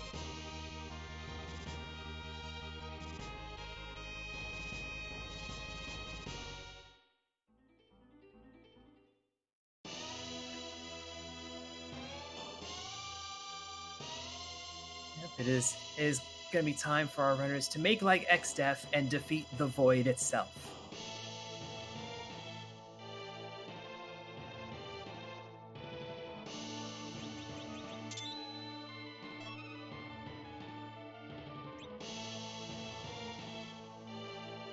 Meanwhile, Trevelyan finally realized that he had to turn in the pan. And did so, and then reset out of doing so. I'm confused, actually. Well, I'm do it later, I guess. I don't know. Well, he doesn't know it, but technically he's gonna end up with having the sword at the end anyways. It's basically gonna be a... But why reset out? I guess Trevelyan's like definitely feeling behind. You're at an hour 40, you have one objective down, you realize you could have had 2, and you're like, oh wait, if turning in that pan got me the Legend Sword or the Baron Key, I'm done for. So you have that panic moment. And seeing that it's just the past, he's like, okay, I can defer this again. I highly doubt he defers it on purpose initially. I'm pretty confident he forgot. But at this point, you realize, oh, I can let this one go. And also, it did get him back to the moon very quickly. Mm-hmm.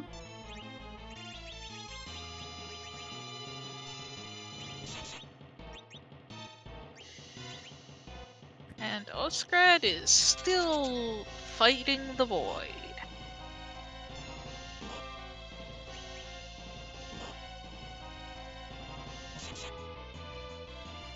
Doing quite a good amount of damage with those nukes. Those swords doing what swords do.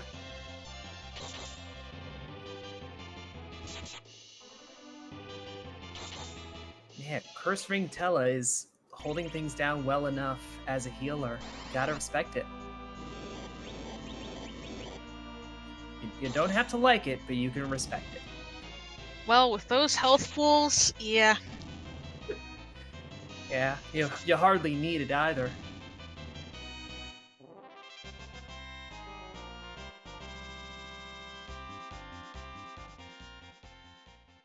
It does make it a little harder to tell where the shakes are coming into play, though, when you're just fighting the infinite expanse of space.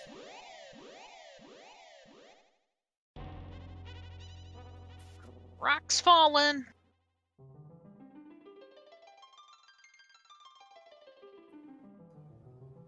A lot of good dodges coming from it.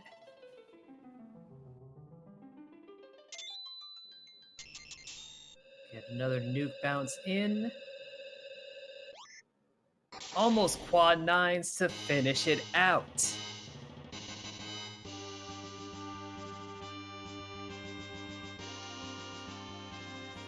So get your GGs in chat, everybody. Oscredwin will take this match. We'll go 3-0 in the group with an official time of 1:42:24.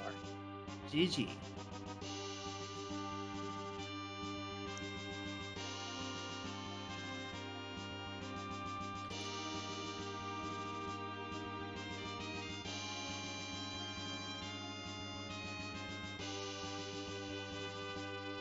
And this means that Oscred is going straight to tables.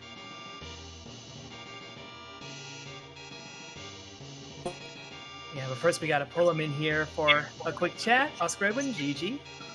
Hi. Thanks, GG. Congratulations on the tables. Yeah, that was some seed.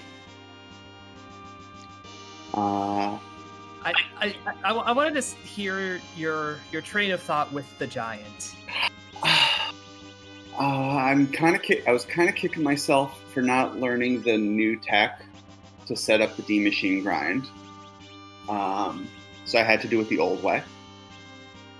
Then after my third attempt at Kignazo, I figured this is going to take forever. I don't have a good strat for this fight, so I'm just going to do the other objectives and let that go. And I'll clear the moon. That's got to be faster than this fight.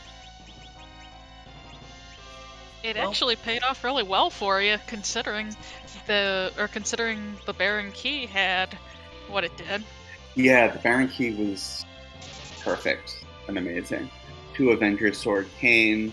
I was a little nervous going into the Z fight with only Tella as a white mage, and a Curse Ring Tella at that. But it all worked out. I had enough damage. Yeah, he held it down for you, and also just the 8 pools from doing all that D machine work. Yeah. I probably should have grinded a little bit harder on the D machines, but it all worked out at the end.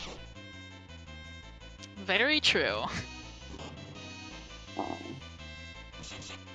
So how does it feel going to tables? I'm excited. I kind of came in here. This is my first tournament. I was hoping to just not embarrass myself too bad, and it looks like I'm doing pretty well. Better than I thought I would. And we'll see how far this goes. Definitely a lot of really, really good players at tables, so I was looking through that earlier today. Yeah, there's definitely some fierce-looking opponents coming up. Yeah. But it's all for fun, so I'll enjoy it.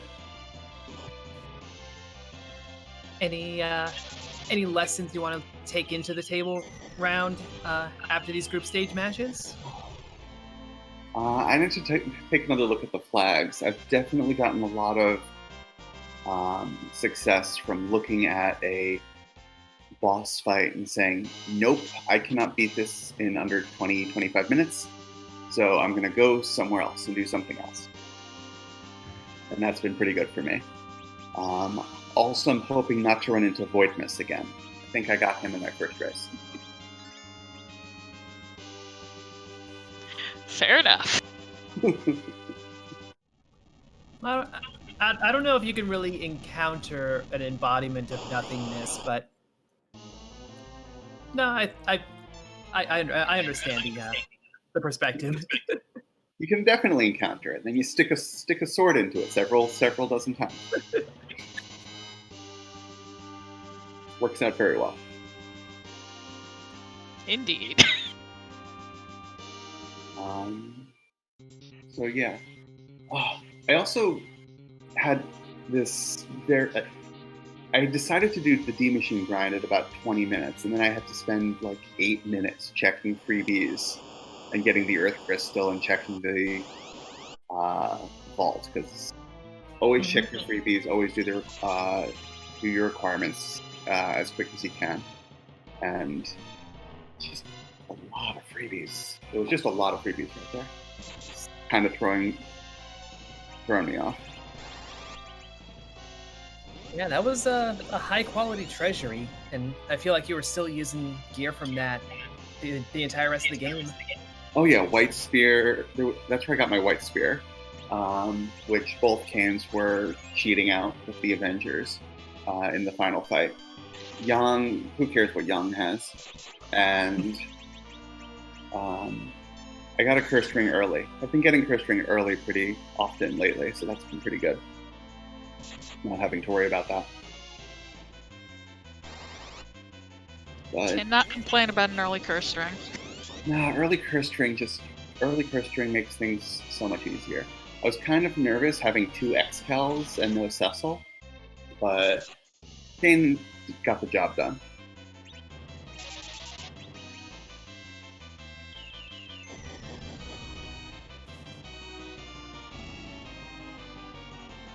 Anywho, it was a great race, and I'm looking forward to tables.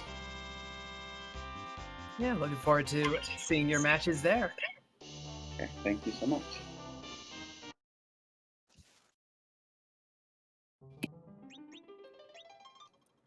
And it looks like Trevelyan's still working at the moon. Yep, has taken out that plague fight, found that it was a bust, completely walking away from Golbez. Can't blame him. Unfortunately, that means there's nothing meaningful there either. Just has to come over here to this Wyvern spot, do this fight that will get him the Baron Key, that will get him to go.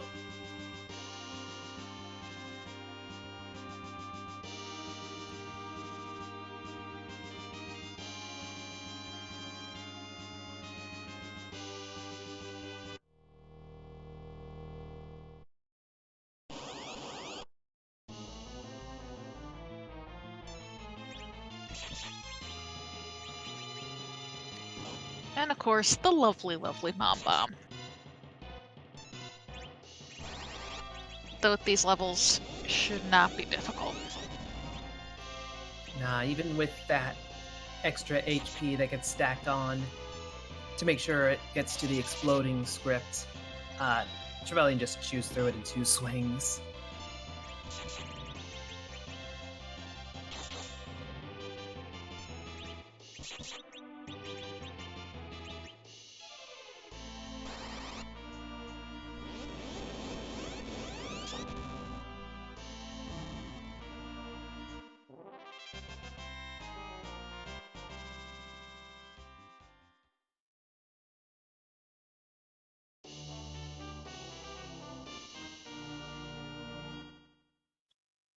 Yeah, this is sort of one of those times where following an objective probably did hurt a little bit.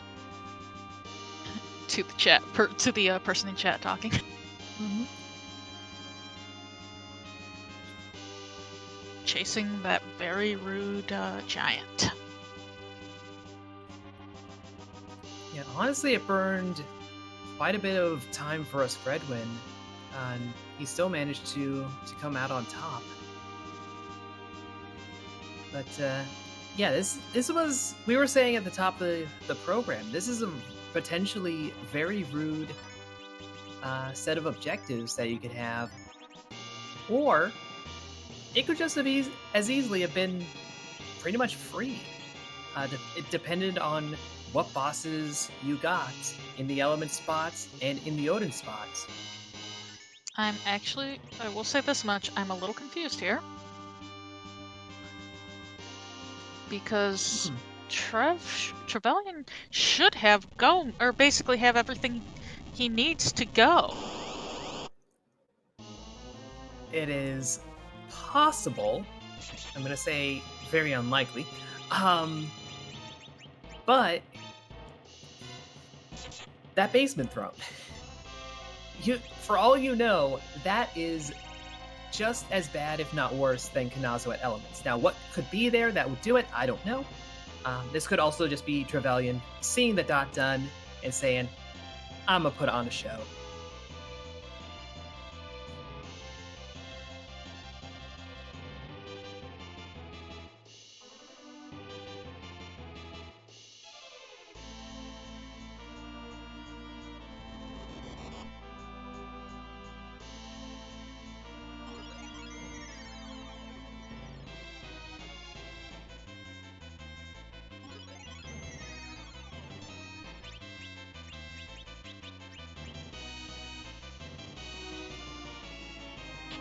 yes. And even though Piggy will override Paralyze, it does not override the instant death.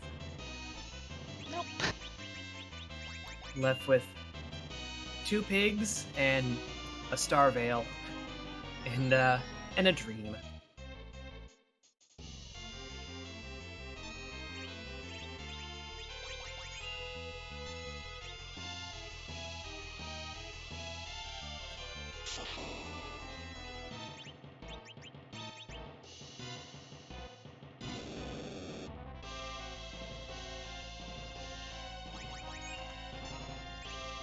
Well, trying to cook some bacon there.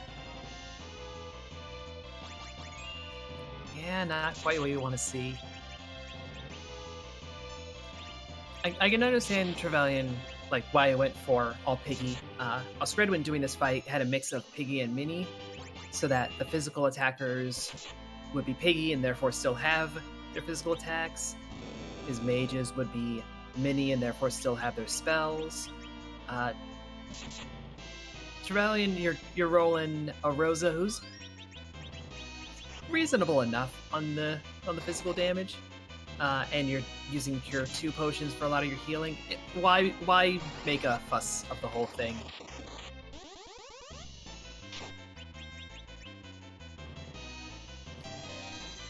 You can see it makes it that much easier to resolve later.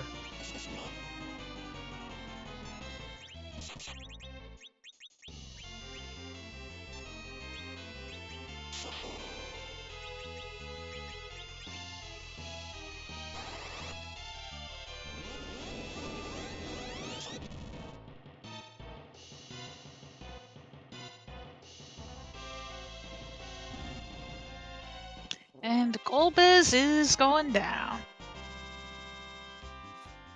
Yep, very confused about having to fight pigs. The stand there going, why? Why did you make me do that? That was very weird.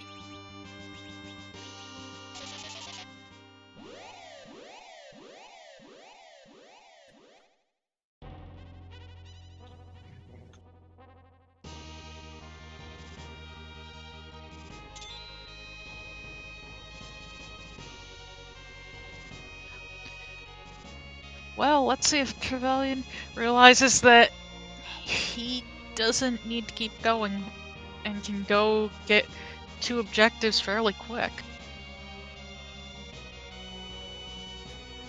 I have to think at this point he's confident enough in his party. I would hope. 'Cause again, there's not a lot of those really rude bosses left. We've seen most of them, if not all of them. So whatever is on that basement throne that he's going to have to fight, it's not going to be that horrible.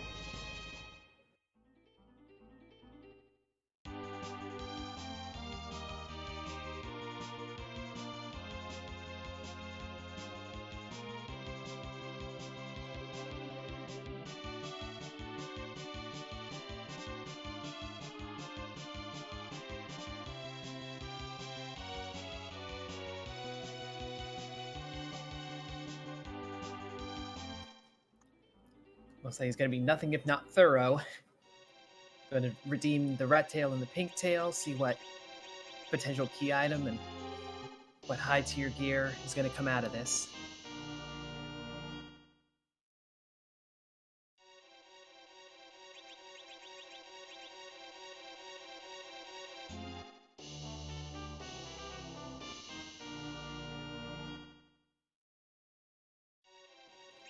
You know, you take those. You take those crystal swords for your paladin.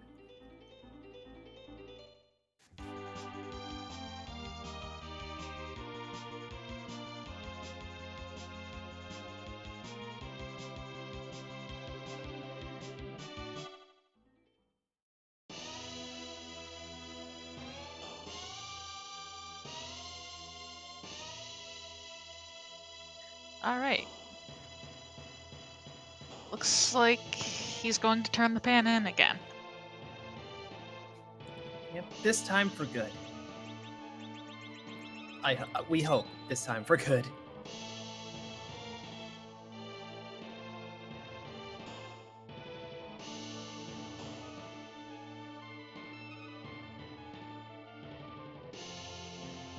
And it also gave him the pass, so no more trekking through the moon. Yeah, probably very well. He already knew from the first pan turn in that was going to be the case, but either way, certainly happy to have seen it the first time.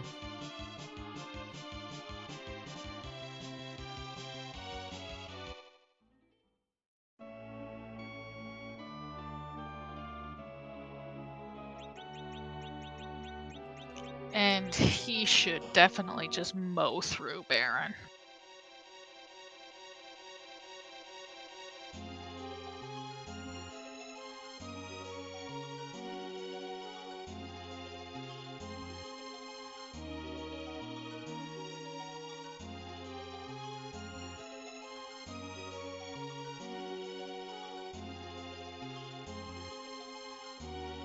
And it's definitely been a long trip, but hey. It's been an interesting journey to watch. It absolutely was. You know, there were moments where this seemed like this could have been a very quick one if the stars aligned, and then the stars stopped aligning, and then I think one of the stars exploded, which is very unpleasant. Yeah. Definitely seems like at least one of those stars blew up. So we got a supernova in there while we're at it. Yeah, which I mean, yeah, it's pretty, but it's painful. I don't know where this metaphor is going either. I just know that Crystal Sword against Mylon is GG.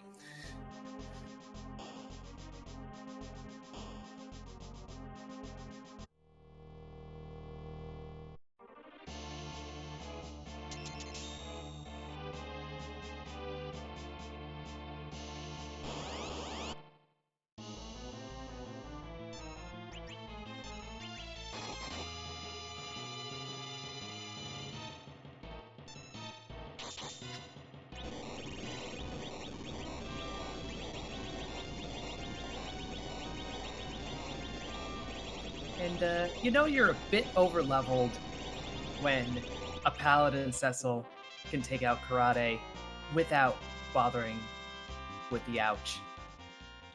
Yeah.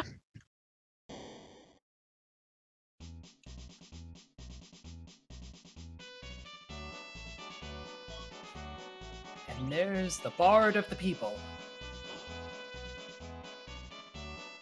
The people not in Trevelyan's party.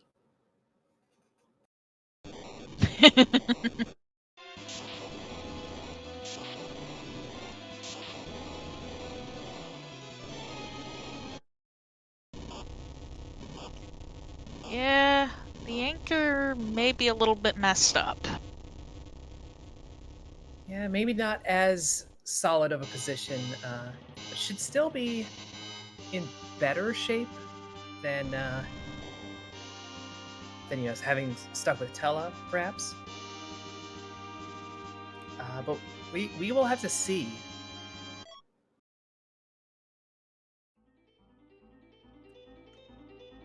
Trying to remember if there was any base level characters still left out there, if he wants to.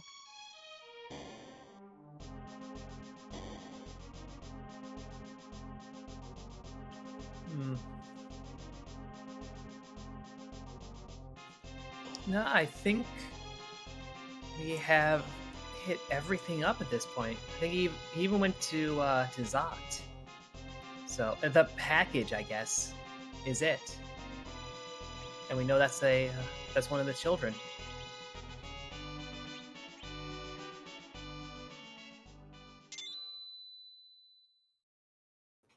Oh, and Sand Ruby, yes.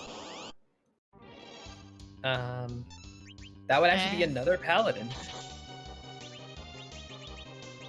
So in other words, if he remembers that, he could always trade out for a fresh paladin.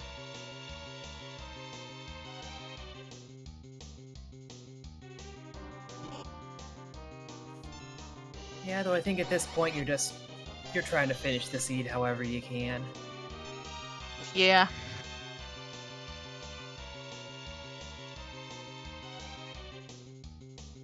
And yeah, this is a 17 for Trevelyan. That hurts. Yep.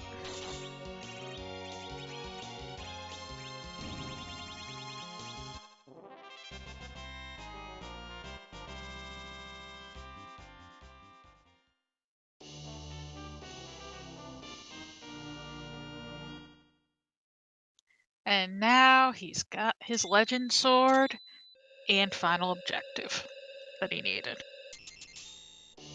Yep, that wraps it up for Trevelyan. There's simply the matter of defeating the Unceasing Void.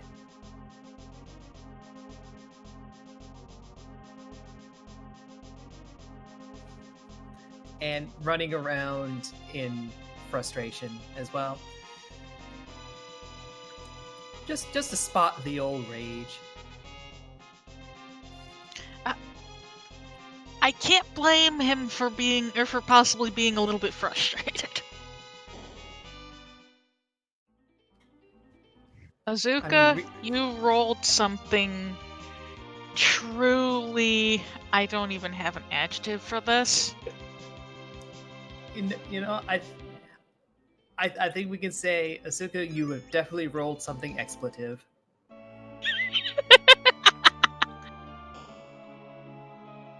Also, yeah, shout out to Flax for hitting all the buttons. All of them. Yeah, some of them multiple times.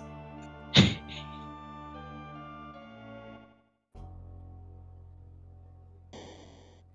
you know, seriously, a shout out to Trevelyan and Oscredwin giving us this race, even if it wasn't terribly close timing at the end of it all.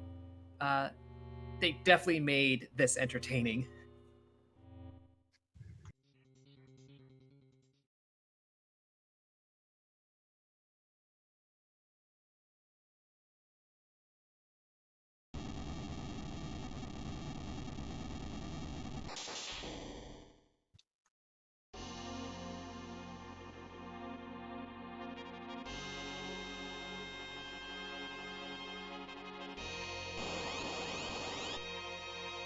And now we get to see the Void again.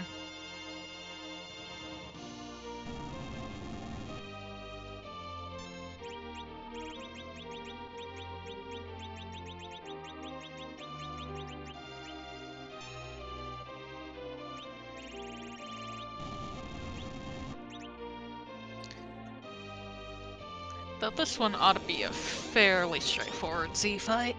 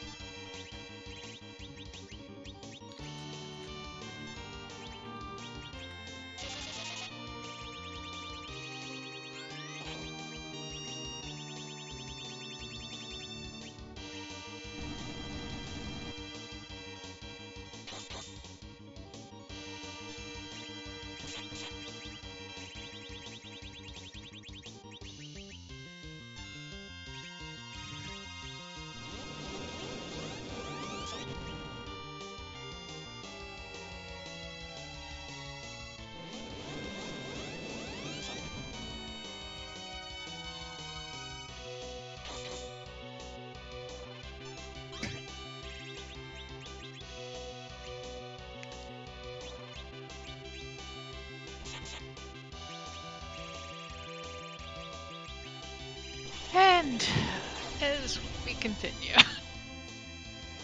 Yeah, even with those few levels on Cecil, not proving that bad.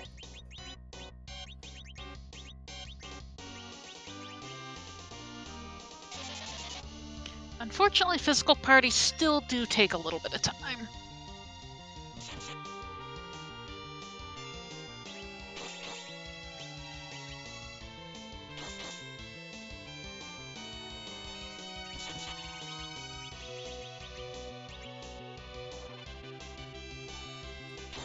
Wait, is Trevelyan tossing rocks back at Void a mess? I mean, at this point, why not? Very true.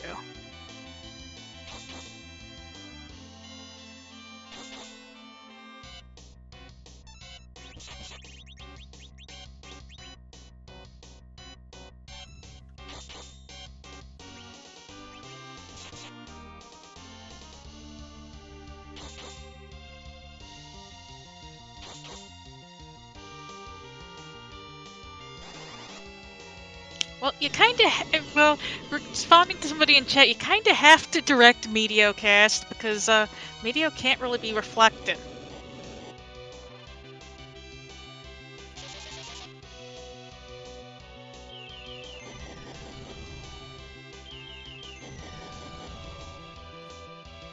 Yeah, there's just a little bit of a side effect if you do that. His Palom's HP has now run out. You know, he went down doing what he loves best, summoning myriad stones to throw at the infinite void. Fair enough.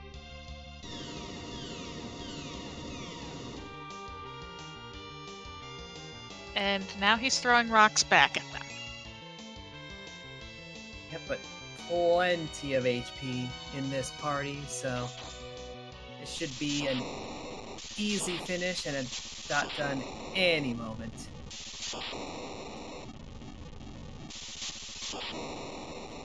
That looks like it's all over. GG to Trevelyan.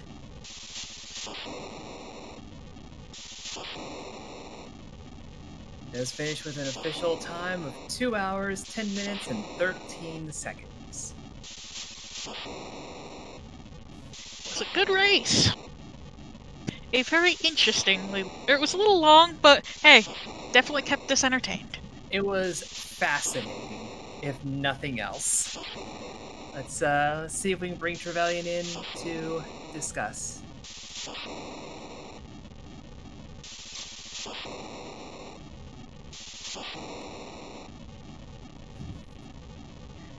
Well, hello there. How did you feel about that seed?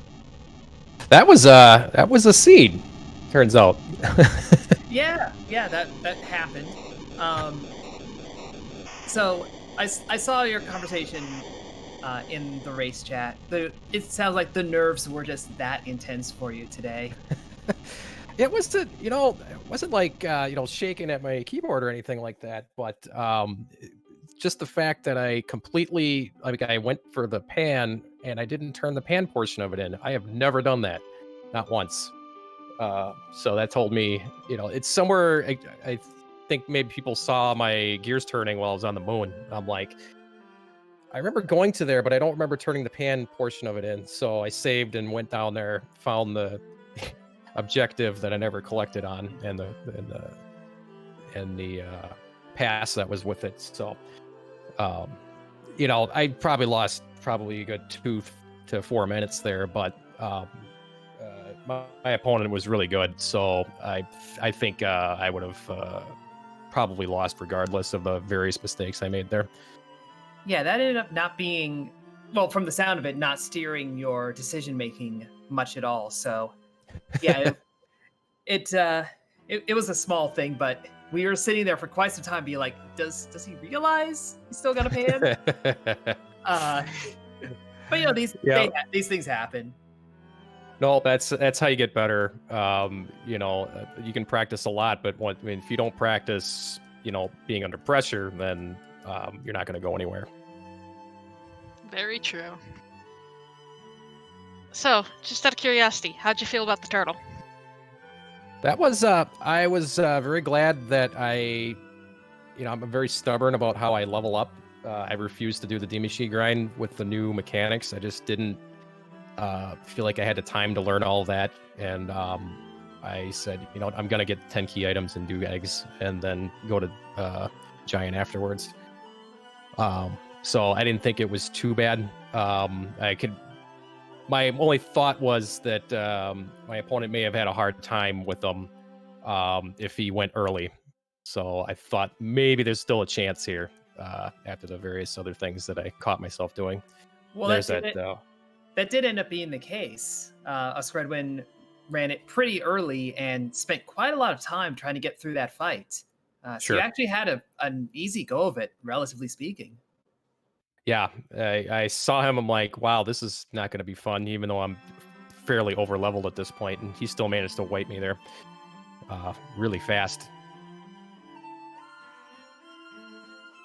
Yeah, the other mistake that really stuck out to me was the Ogopogo fight because I never healed before I fought him, so he had zero problems there, so I had to walk all the way back up. And if I remember right, I didn't even get anything out of that fight either. No, I don't think there was anything actually. So yeah, it was very entertaining scene. I imagine that was fun to watch. Just given the objectives by themselves were really, you're bound to be running around all over the place with this, without a sheer amount of RNG.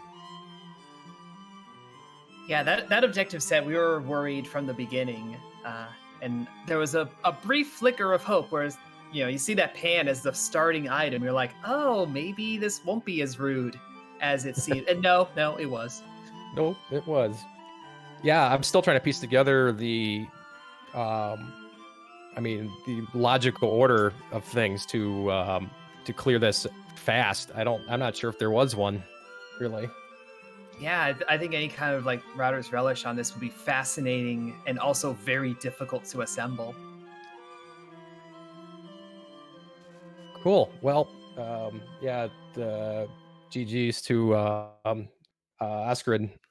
He did I saw his last race and I knew I was in trouble because he's really good and very smart player.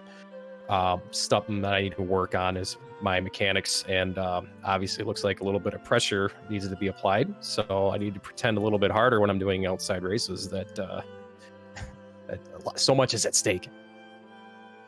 Well, you are going on to the next round in a position that is probably going to put a little bit extra pressure on you. Pretty competitive dealings. But Yeah. Wish you the best of luck regardless. Hey, thanks, and thanks for having me on. This was it was quite a bit of fun, despite everything else. This was actually a very enjoyable seed.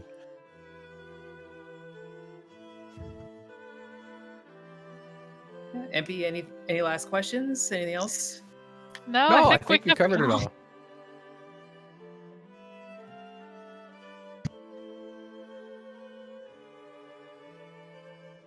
All right, so I guess we'll close it out here for the evening. All right, guys, thanks again, and have a good night. Yep, you too. And to the folks that are watching us, thank you for watching. Thanks to Azuka and Flex for both handling the restream and pushing the buttons. And thank you, Hupfen, for co-commentating with me. Yeah, always a pleasure. Always love to watch such fascinating, absolutely fascinating seeds. And it looks like we will be sending y'all over to Randomania, one of our partners helping to host the races throughout this Highway to the Threemus zone. Let me just quickly see what match we have there. We have Zilch and Zoe Vermillion. So I'm going to send y'all over that way.